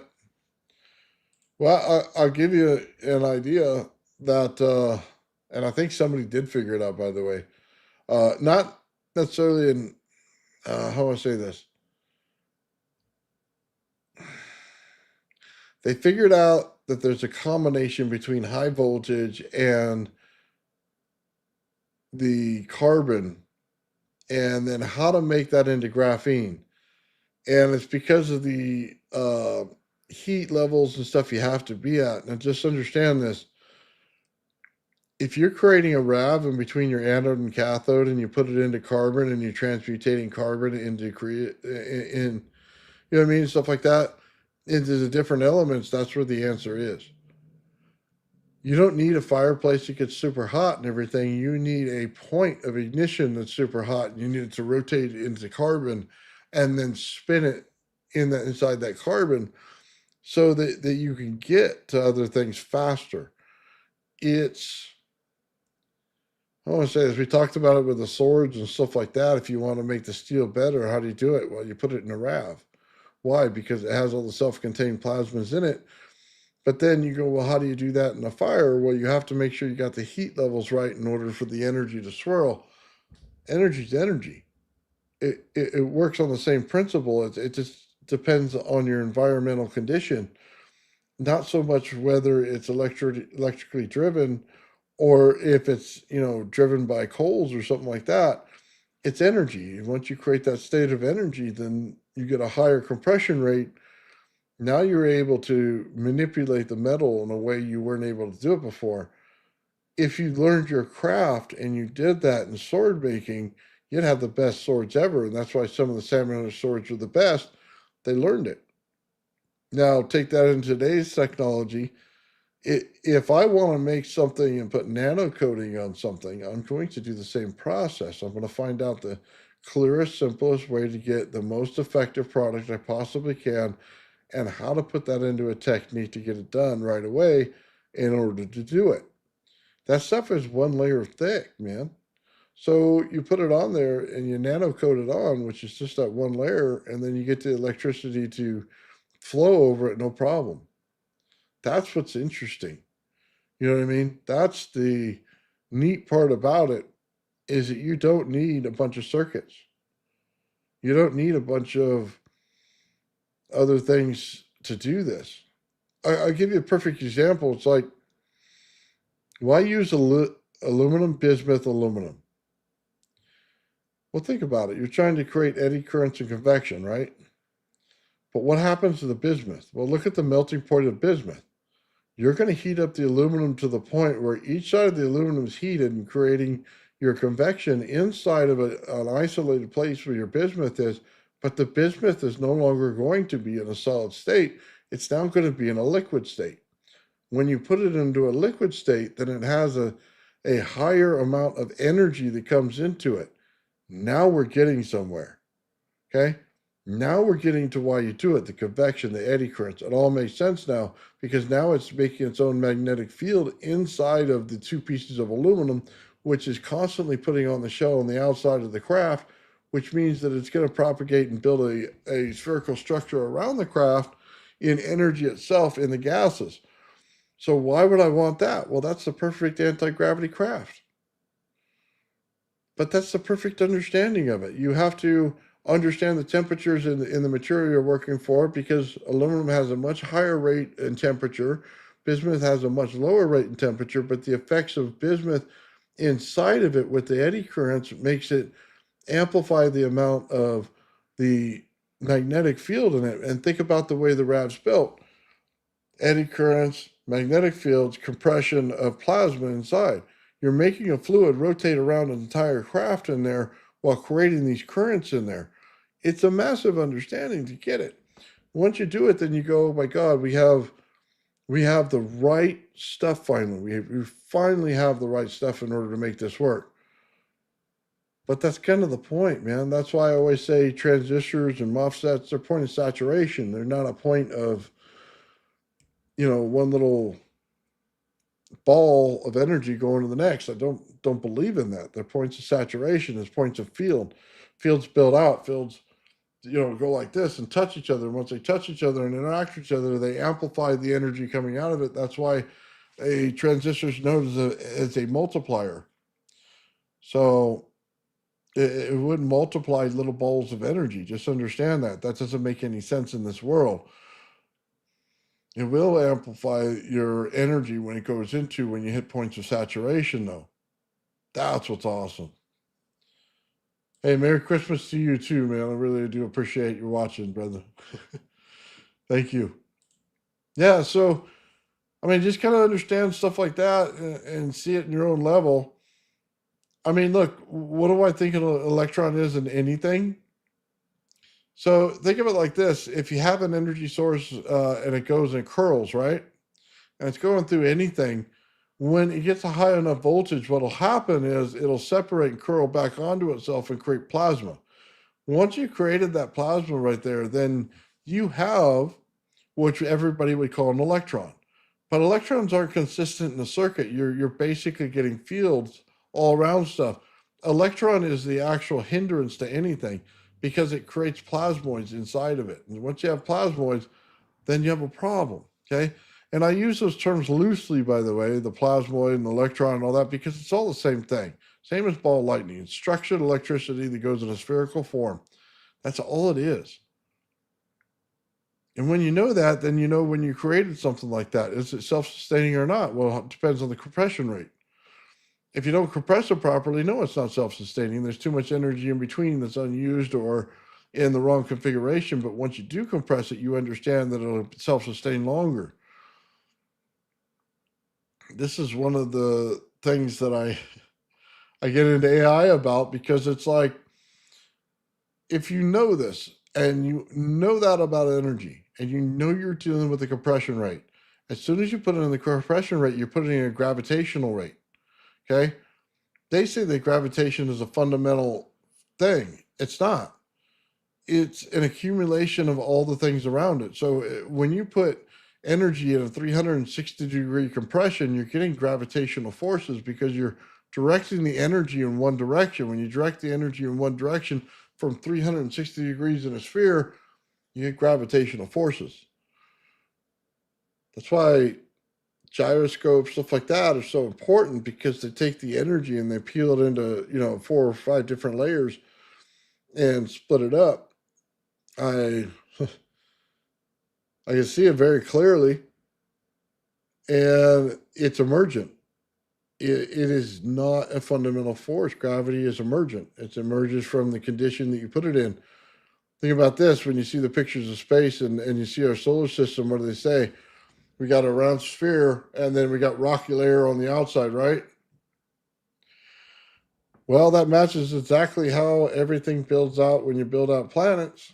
So, what's, why is that a surprise?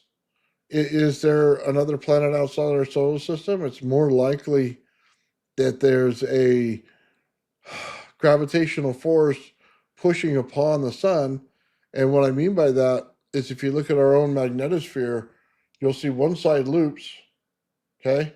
But then the other side goes like this, and it has a second loop in it, has a figure eight to it. And because it has a different pressure going on between there, because it creates a loop over here and the regular system around your planet here. But our solar system is built out in the exact same way. So, the sun structure to the outside of the solar system builds the same way. So we're always going to have an effect of gravitational force coming from an outside source, which is the reason why it works, because it's creating a balance between the two that always exists. That's pretty simple to see once you build the RAV out. You can see it clear as day. That's one of the first things that we show you.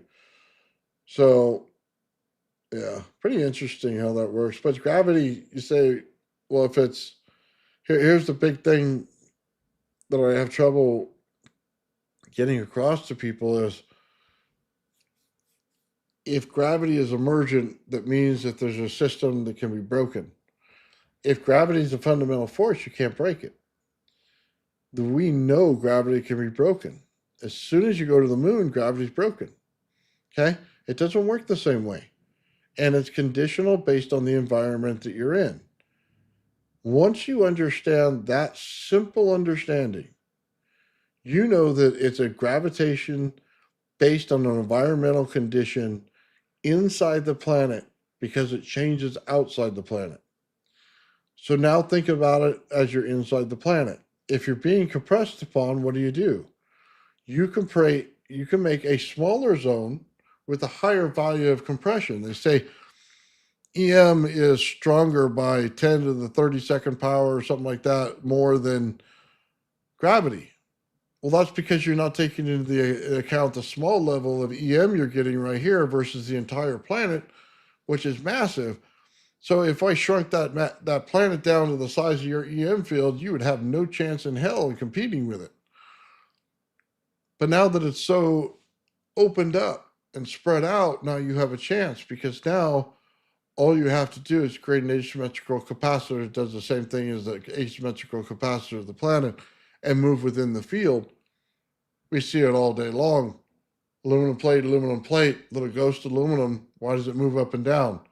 Because it's building inside of an asymmetrical capacitor, which the planet is an asymmetrical capacitor, and you're building your own asymmetrical capacitor. You're building a higher density level inside of it than the locality around you. There you go. It's how you see gravity and perceive it to understand it. We already know the answer. We're just not seeing it clearly. You're not seeing what it is it's trying to tell you. We're in a state of energy here that's all around us. You don't see it anywhere, but once you understand how light works, you understand that there has to be energy all around you. Light is the reflection of energy off of a surface. Once you understand that, you know you're in an energy zone. Once you know you're in an energy zone, you now can manipulate the energy zone. I've always told you, energy, it's the same. It's your environmental condition that has to change. So if you wanted to create a anti-gravity craft and you wanted it to work basically like a gyroscope, what do? You create a DC field that goes this way. You create an AC field that goes this way. Okay? And you're trying to go vice versa on both, and then flip back and forth, back and forth, back and forth, two different directions. Okay? And then you're going to manipulate it by turning it. So you have a third field on the outside that you're doing this with. It's as simple as building a spherical Tesla coil here, building one inside, changing the direction of it. So it goes like this. One's like this on the inside. One's like this on the outside. And then you take a flat ring. Why does that match with the Earth? Because most planets have rings around them even if you can't see it. There's rings around Jupiter, Saturn, a bunch of the planets out in the outer solar system. Earth has a ring that we cannot see, but it is there. They're all building out in that. What happens is because the force that goes like this around the planet, that it builds out that center ring. It's natural. That's why heat goes out there. That's what's forcing the energy out. The heat goes out like this, and boom, it grabs onto extra stuff and holds it around it. Yep. Yeah, Merry Christmas to you, Vortex, man. Awesome, brother. Nice to see you out there. So they say interacting with the magnetosphere, that's kind of you're coupling with a weak source of energy. And think about it like this. Go take a anode and cathode and high voltage and put something in between it when it's too far apart. This is T.T. Brown's understanding. It's not ion wind, it's this. When you're in between an anode and cathode, you're in a weak field in between it. Okay? What makes anything work between that two fields is if you put a screwdriver in between it, you're making an equal point between the two in order to get the high voltage across, right? But when that high voltage it crosses in a single direction. Which way are you facing when you have that direction? Which way is your positive and negative facing once that does that? You say, well, the Earth's too far apart. It's too far apart. Not necessarily. It's a matter of the condition you set it in. It's not too far apart at all. You're just mentally blocking yourself from seeing it. It's a weak field. It's T.T. Brown. Pull it so far apart that it looks like nothing's going to work. I've made paper become high voltage to lift in between that field. I thought, well, that doesn't make a lot of sense, Nathan. That doesn't make a lot of sense. Well, think about it. I have a small aluminum disc here. I have a big aluminum disc here. I got an asymmetrical capacitor going on. And all I'm doing is taking a piece of paper on a single rod, and I'm making it look like a UFO structure, and I'm saturating it with energy until it wants to lift. At the point of saturation, I've become a superconductor because I don't have any negative losses in it. I don't have a heat loss in it. It gets colder. Energy into a superconductor. Why? Because it pulls in the environmental energy around it. You're not going over unity because you're never going to go over unity of the planet, but you are using the planet's energy. A lot of people, that goes right over their head. They're like, what do you mean you use the planet's energy? You can't use the planet's energy. Sure you can. The same way ball lightning does. Ball lightning is the difference between anode and cathode. Where it finds a curl in the magnetic field is where it swirls the ball lightning, and that's all it is. Self-structured plasma, that's all it is. It's simple when you think about it. If you take away all the restrictions everybody gives you and you start to just see it for what it is, it's a very simple structure. We see it play out many times on many different areas. When you build the RAV, you instantly know. You go, oh, that's it. I did it. What do I have to do to get this thing to curl?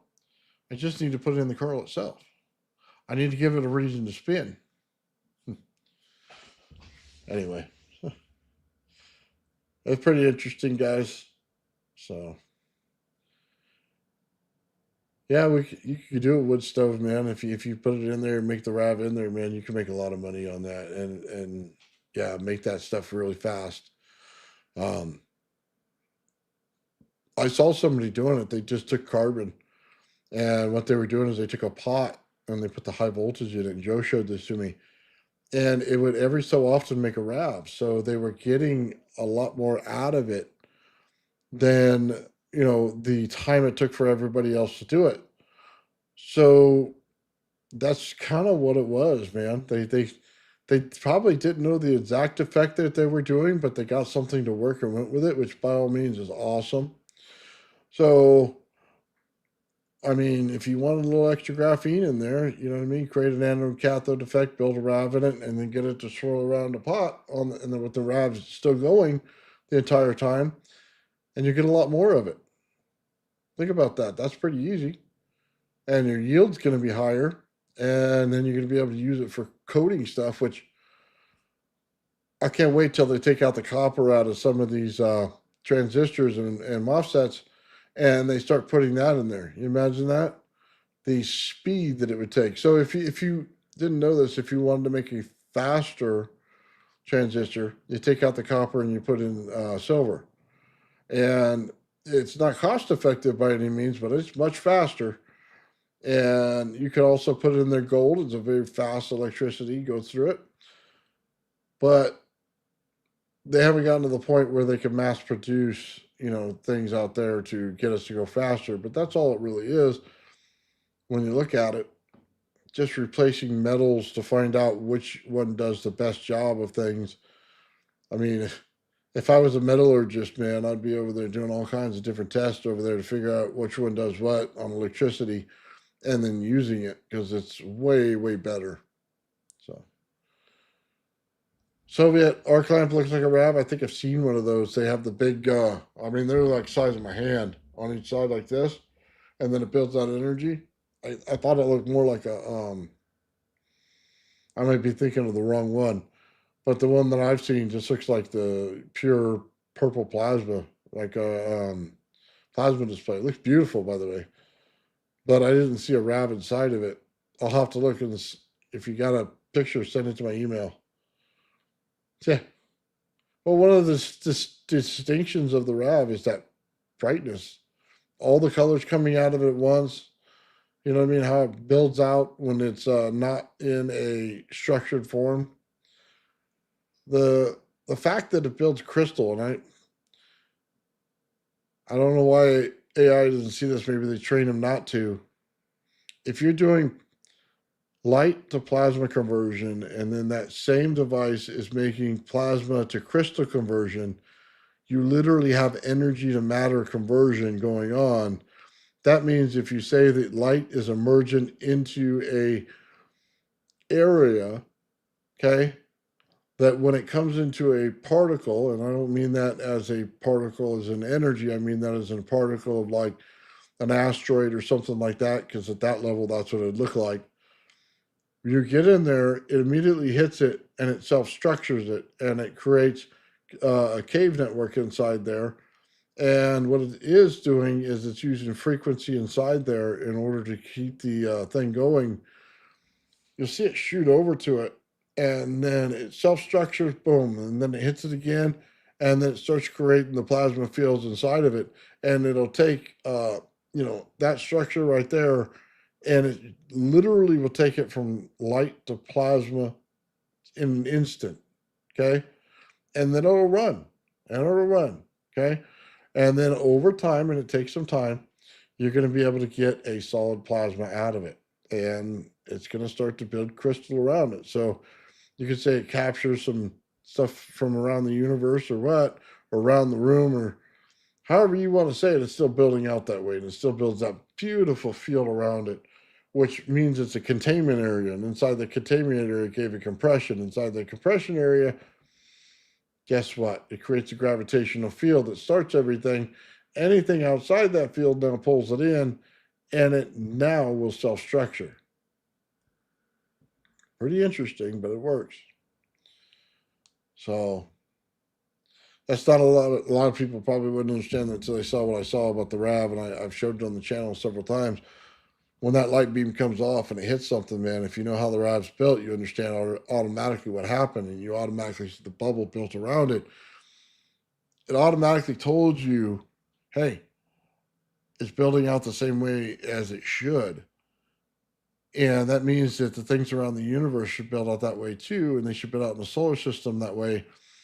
So is it the condition that's created before the emergence of light? And the answer is it's empty before the light gets there, and the light creates a condition.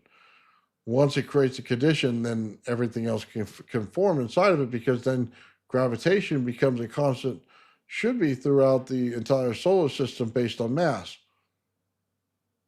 That's pretty much and in mass, I don't mean just solid rock. I mean gas is mass. You know what I mean? Plasma is mass. All those things are considered mass. You got to remember that when you think about it, because it'll really screw you up if you don't. Let's see. They had mercury in it. Not the same. Cool. I'd love to work with mercury. I just won't do it around my family. If we got in the lab or something and we got to work with mercury, I'd be gun ho about it. But I won't do that around my family. That's just it's a bad thing. Everybody else, you're welcome to do whatever you want. I won't do it. So, yeah. Oh, enough about all that stuff, guys. You know what? I'm looking forward to the holidays. Looking forward, man, to seeing the family. Get some nice food out there. Anybody out there? Are you guys barbecuing or anything, or doing anything different, or is it basic turkey, ham? You know what I mean? Or you got a roast going on, something like that? I mean, I think we're doing a roast. I know I got to cook a turkey, and I usually cut it up before I cook it. So I'll give you the method on that. You're gonna cut the turkey breast off on each side, right? And you're gonna put that into the white meat tray, okay, in just one of those little silver pans, and then you take the dark meat along with the wings and you put it in another, and then you coat everything, right? And you cook it at 425 for about an hour, okay? And you see what the temperature is. You're looking for about 150 to about 170. I think it's about 165, 170 is where I look for it. And you cook it to that. It takes about an hour. You take them out and you just take the turkey breast and you put it aside. You cut that up. Make sure you leave it in the drippings for a little while so it'll suck back in. Take the dark meat over there and bust it up and put it in the drippings because the dark meat, all that fat, gives it flavor. And it gives it flavor with the seasoning. Then it really comes out good, man. People that do, barbecue, stuff like that, they've done this for a while. It's like an extra seasoning to it because it'll take your seasonings in there. As long as it's not too salty, you got to make sure it's never too salty. But it'll take the fat and it'll enhance the flavor. And then by swirling it and letting it sit in it, it'll still suck it up into the dark meat, which is moisture anyway. But it'll come out good. And then that means when your turkey breast comes off, you're not cutting it at an angle like this. You're cutting it straight across. So when you do that, the moisture stays into it. So you get a moist piece that's been cut 2 hours prior, no problem. But if you cut it off sideways, you're getting a real dry piece no matter what you're doing. So anyway, I missed the opportunity for Santa hat. No, I won't wear one. No, thank you. It's like wearing a beanie all the time. I just don't do it. It's a long food fast for me. You got something good related to starting tomorrow and evening until Friday. You're going hefty. Brother, I'm there in spirit with you. I'd love to do the same thing. Oh, man. That sounds good.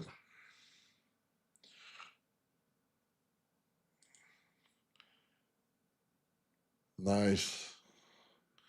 You guys are all going hefty. Roast, yes. There you go. Last one they made it. My mother-in-law made it. Was really good, and they took pieces of the garlic and just cut holes in the roast and popped them in there. I like to tie off the roast, and I put a little of mustard on the outside. You know what I mean? A little bit of spicy mustard, and you put on some seasoning, and then you take your pan and you grill it inside the pan inside the house, and get that nice crust on the fat layer right there. Get some of that fat to render down. You know what I mean? And then you put it in the oven over top some potatoes and some bell pepper, stuff like that. Some onions, give it a real nice smell in the house, make it real good.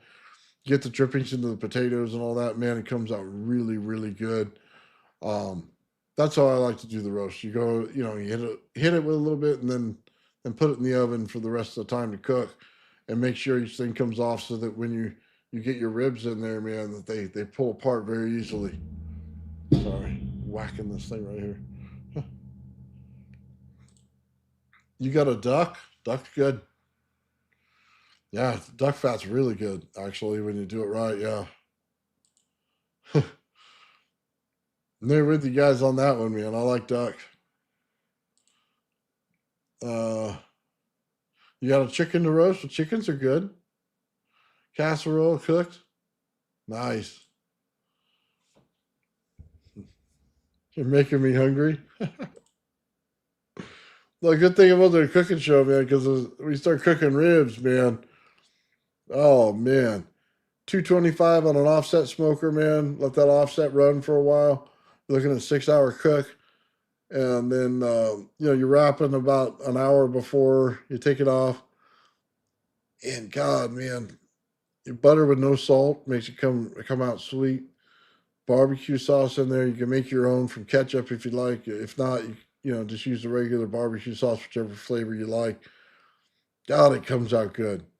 Yeah, really makes some good stuff. It's got to take that time to break apart all that meat in there, to break it down to get it really good. But God, that's good. Hmm.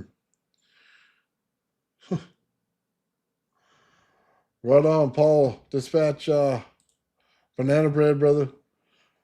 Yeah, if I'm not mistaken, his mom makes that, and that's really good, man. Yeah, yeah, I had it several times. They're really good. Thank you, Paul. Take care of Paul over there when it comes time for Christmas. We'll make him a nice Christmas dinner and bring it to him. This says Coke is good too. Yeah, soda pops get me in trouble, man. Every time I start drinking when I get fatter, I have to stop that. Yeah, I do all kinds of cooking in the house, man. My wife likes to make Mexican food and stuff like that, so that's always really good. My daughter made it too, man. It came out really good. So, but ribs and stuff like that, the barbecue, that's me. I got a barbecue project I haven't been able to work on. One day I'll pay somebody to come over to finish it. But yeah, I love to get out there, man. Throw on some stuff on the barbecue, man. Let it sit all day, overnight. Keep the wood burning on it. I like the cherry wood; makes a nice smoke ring for everything. I know other people like hickory and stuff like that. I guess it depends on where you live. I like the cherry; it comes out real good. Right on, brother. Merry Christmas, man.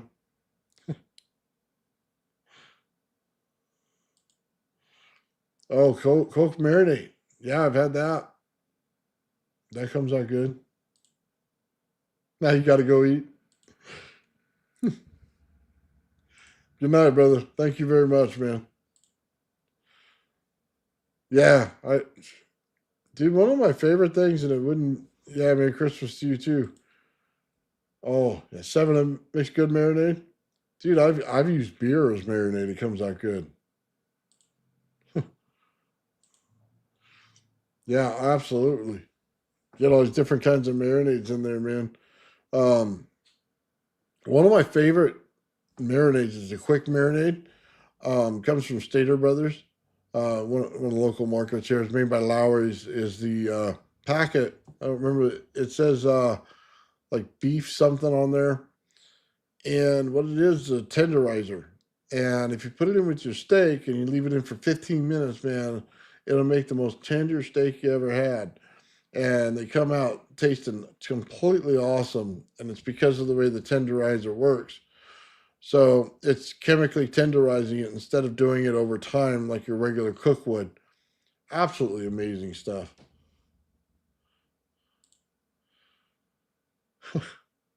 Am I recognized when I leave the house? No, I'm just a nobody out in the world, just another fat guy shopping. No, nobody recognizes me yet. My neighbor does, which is a good thing. But past that, no, not at all. Yeah, yeah, I like greens, man. Like I don't know if people do this. I do. I take you take cauliflower. You take oh god, carrots. Take some celery in there. You're gonna need a little bit of broccoli, and you're then gonna take some bell peppers, some onions, some garlic, and you're gonna mix it all up with a little bit of oil inside of a tray. Okay.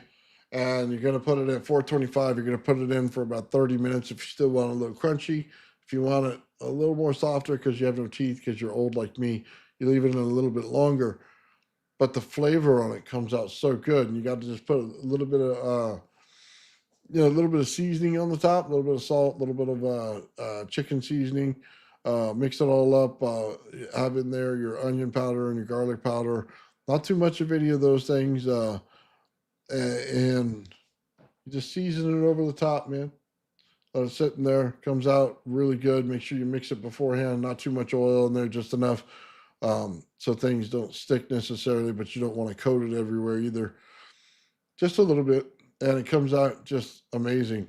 So, yeah, that one's a really good one, man. I make what I call Dan's potatoes, and you guys probably have a different name for them. It's just because my brother makes them all the time. And we cut up potatoes into chunks.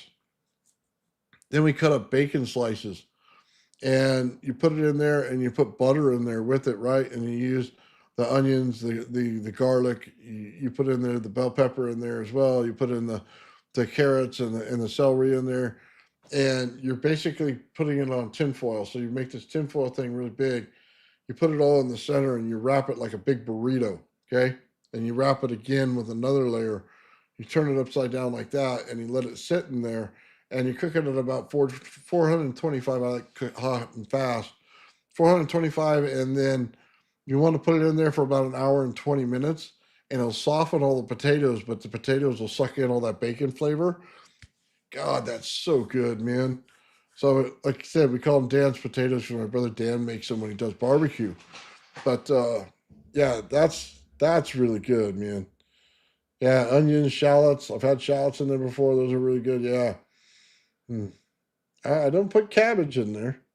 That's one thing I haven't. I have made cabbage soup. That's really good.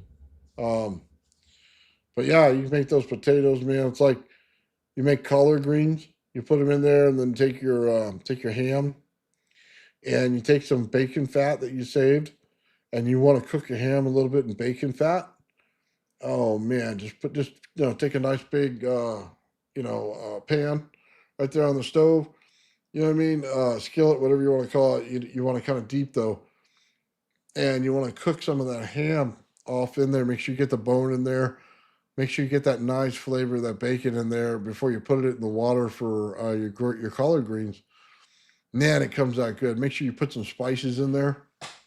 Yeah, I like making those. My wife really likes it when I make collard greens too. So that's pretty good, man. Sorry, now I'm getting hungry. Now I'm getting hungry talking about it.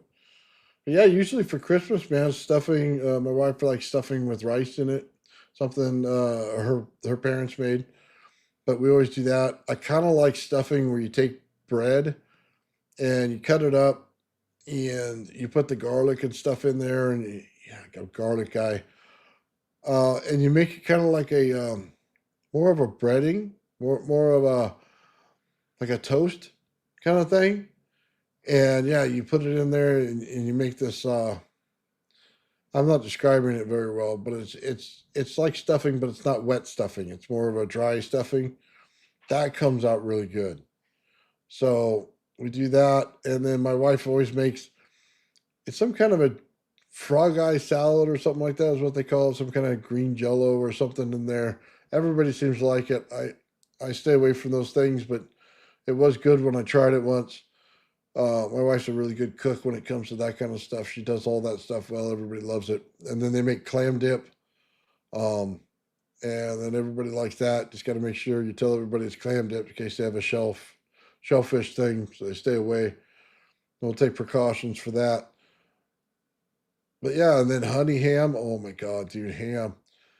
Oh, you take a little honey, you take some butter, you brown the butter just a little bit. Okay, then you put in some honey, put in some brown sugar in there, mix it up, man. You can put a little bit of white sugar in there. You don't necessarily need it, but you can put a little bit of that in there. You put some cinnamon in there with it. And, not too much. You could put a little nutmeg if you feel adventurous or whatever. But you get that all together. And what you want to do is make sure that you break it down and get it to mix together. and then you want it to solidify just a little bit before you put it over your ham so it stays on the ham so it doesn't just fall off, because the ham's hot as it is, so you need it to solidify just a little bit. God, it makes the best hams, out there that you can put on there. And you roast that a little bit in there. God, that's good. He just had Chinese home delivery. Right on, brother. I had Chinese food the other night. It was really good.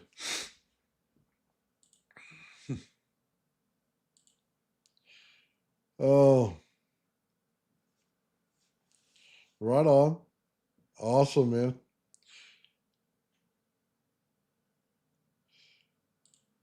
Oh, man.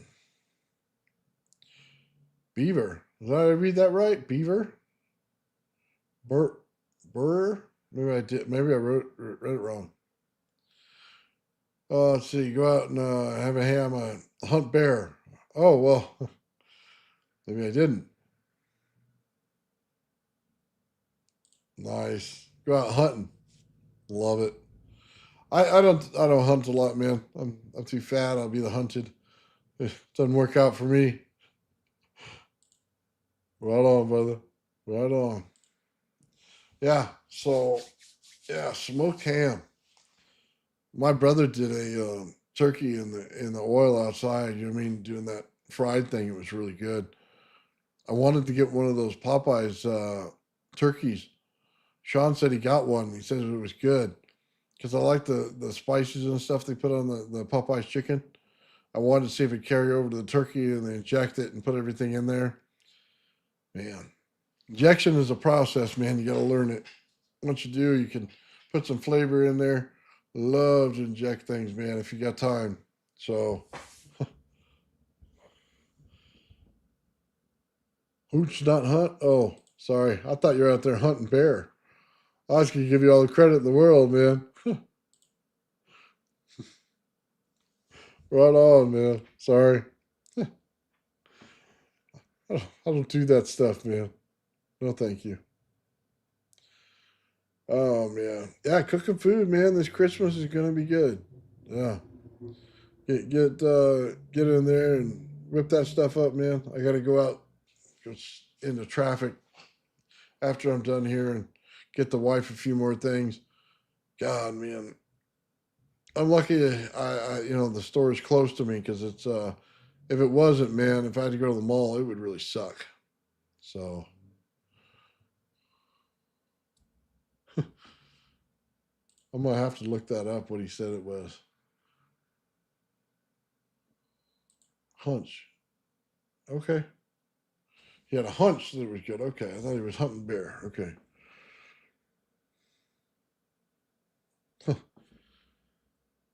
Okay. Totally different thing, man.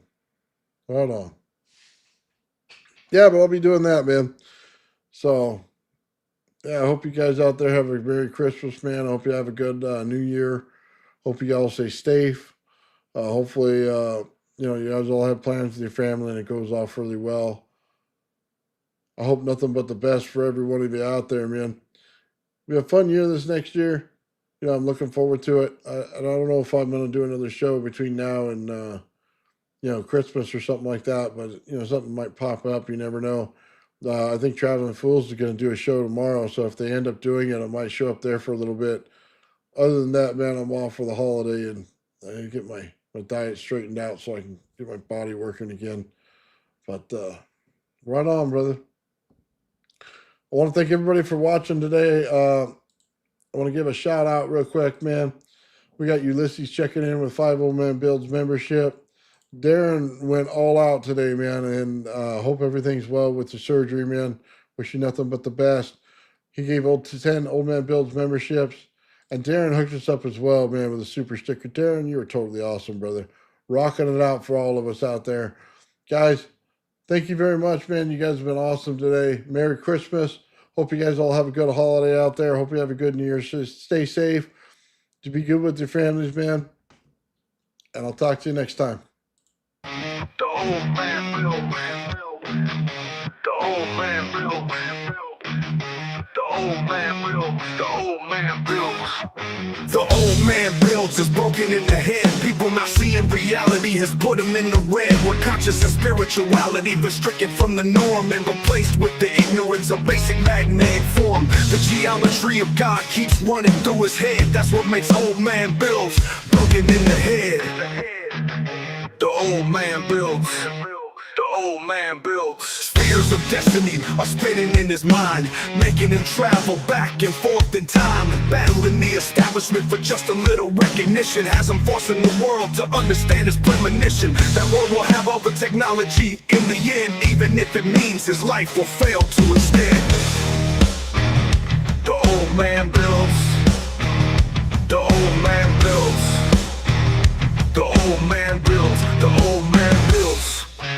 Fears of destiny are spinning in his mind, making him travel back and forth in time, battling the establishment for just a little recognition. Has him forcing the world to understand his premonition. That world will have all the technology in the end, even if it means his life will fail to extend. The old man builds. The old man builds.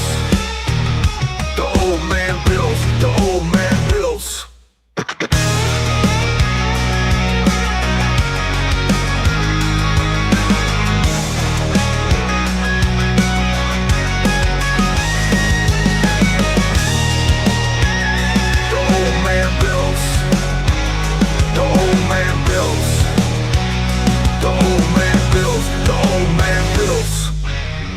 Fears of destiny are spinning in his mind, making him travel back and forth in time, battling the establishment for just a little recognition. Has him forcing the world to understand his premonition. That world will have all the technology in the end, even if it means his life will fail to extend.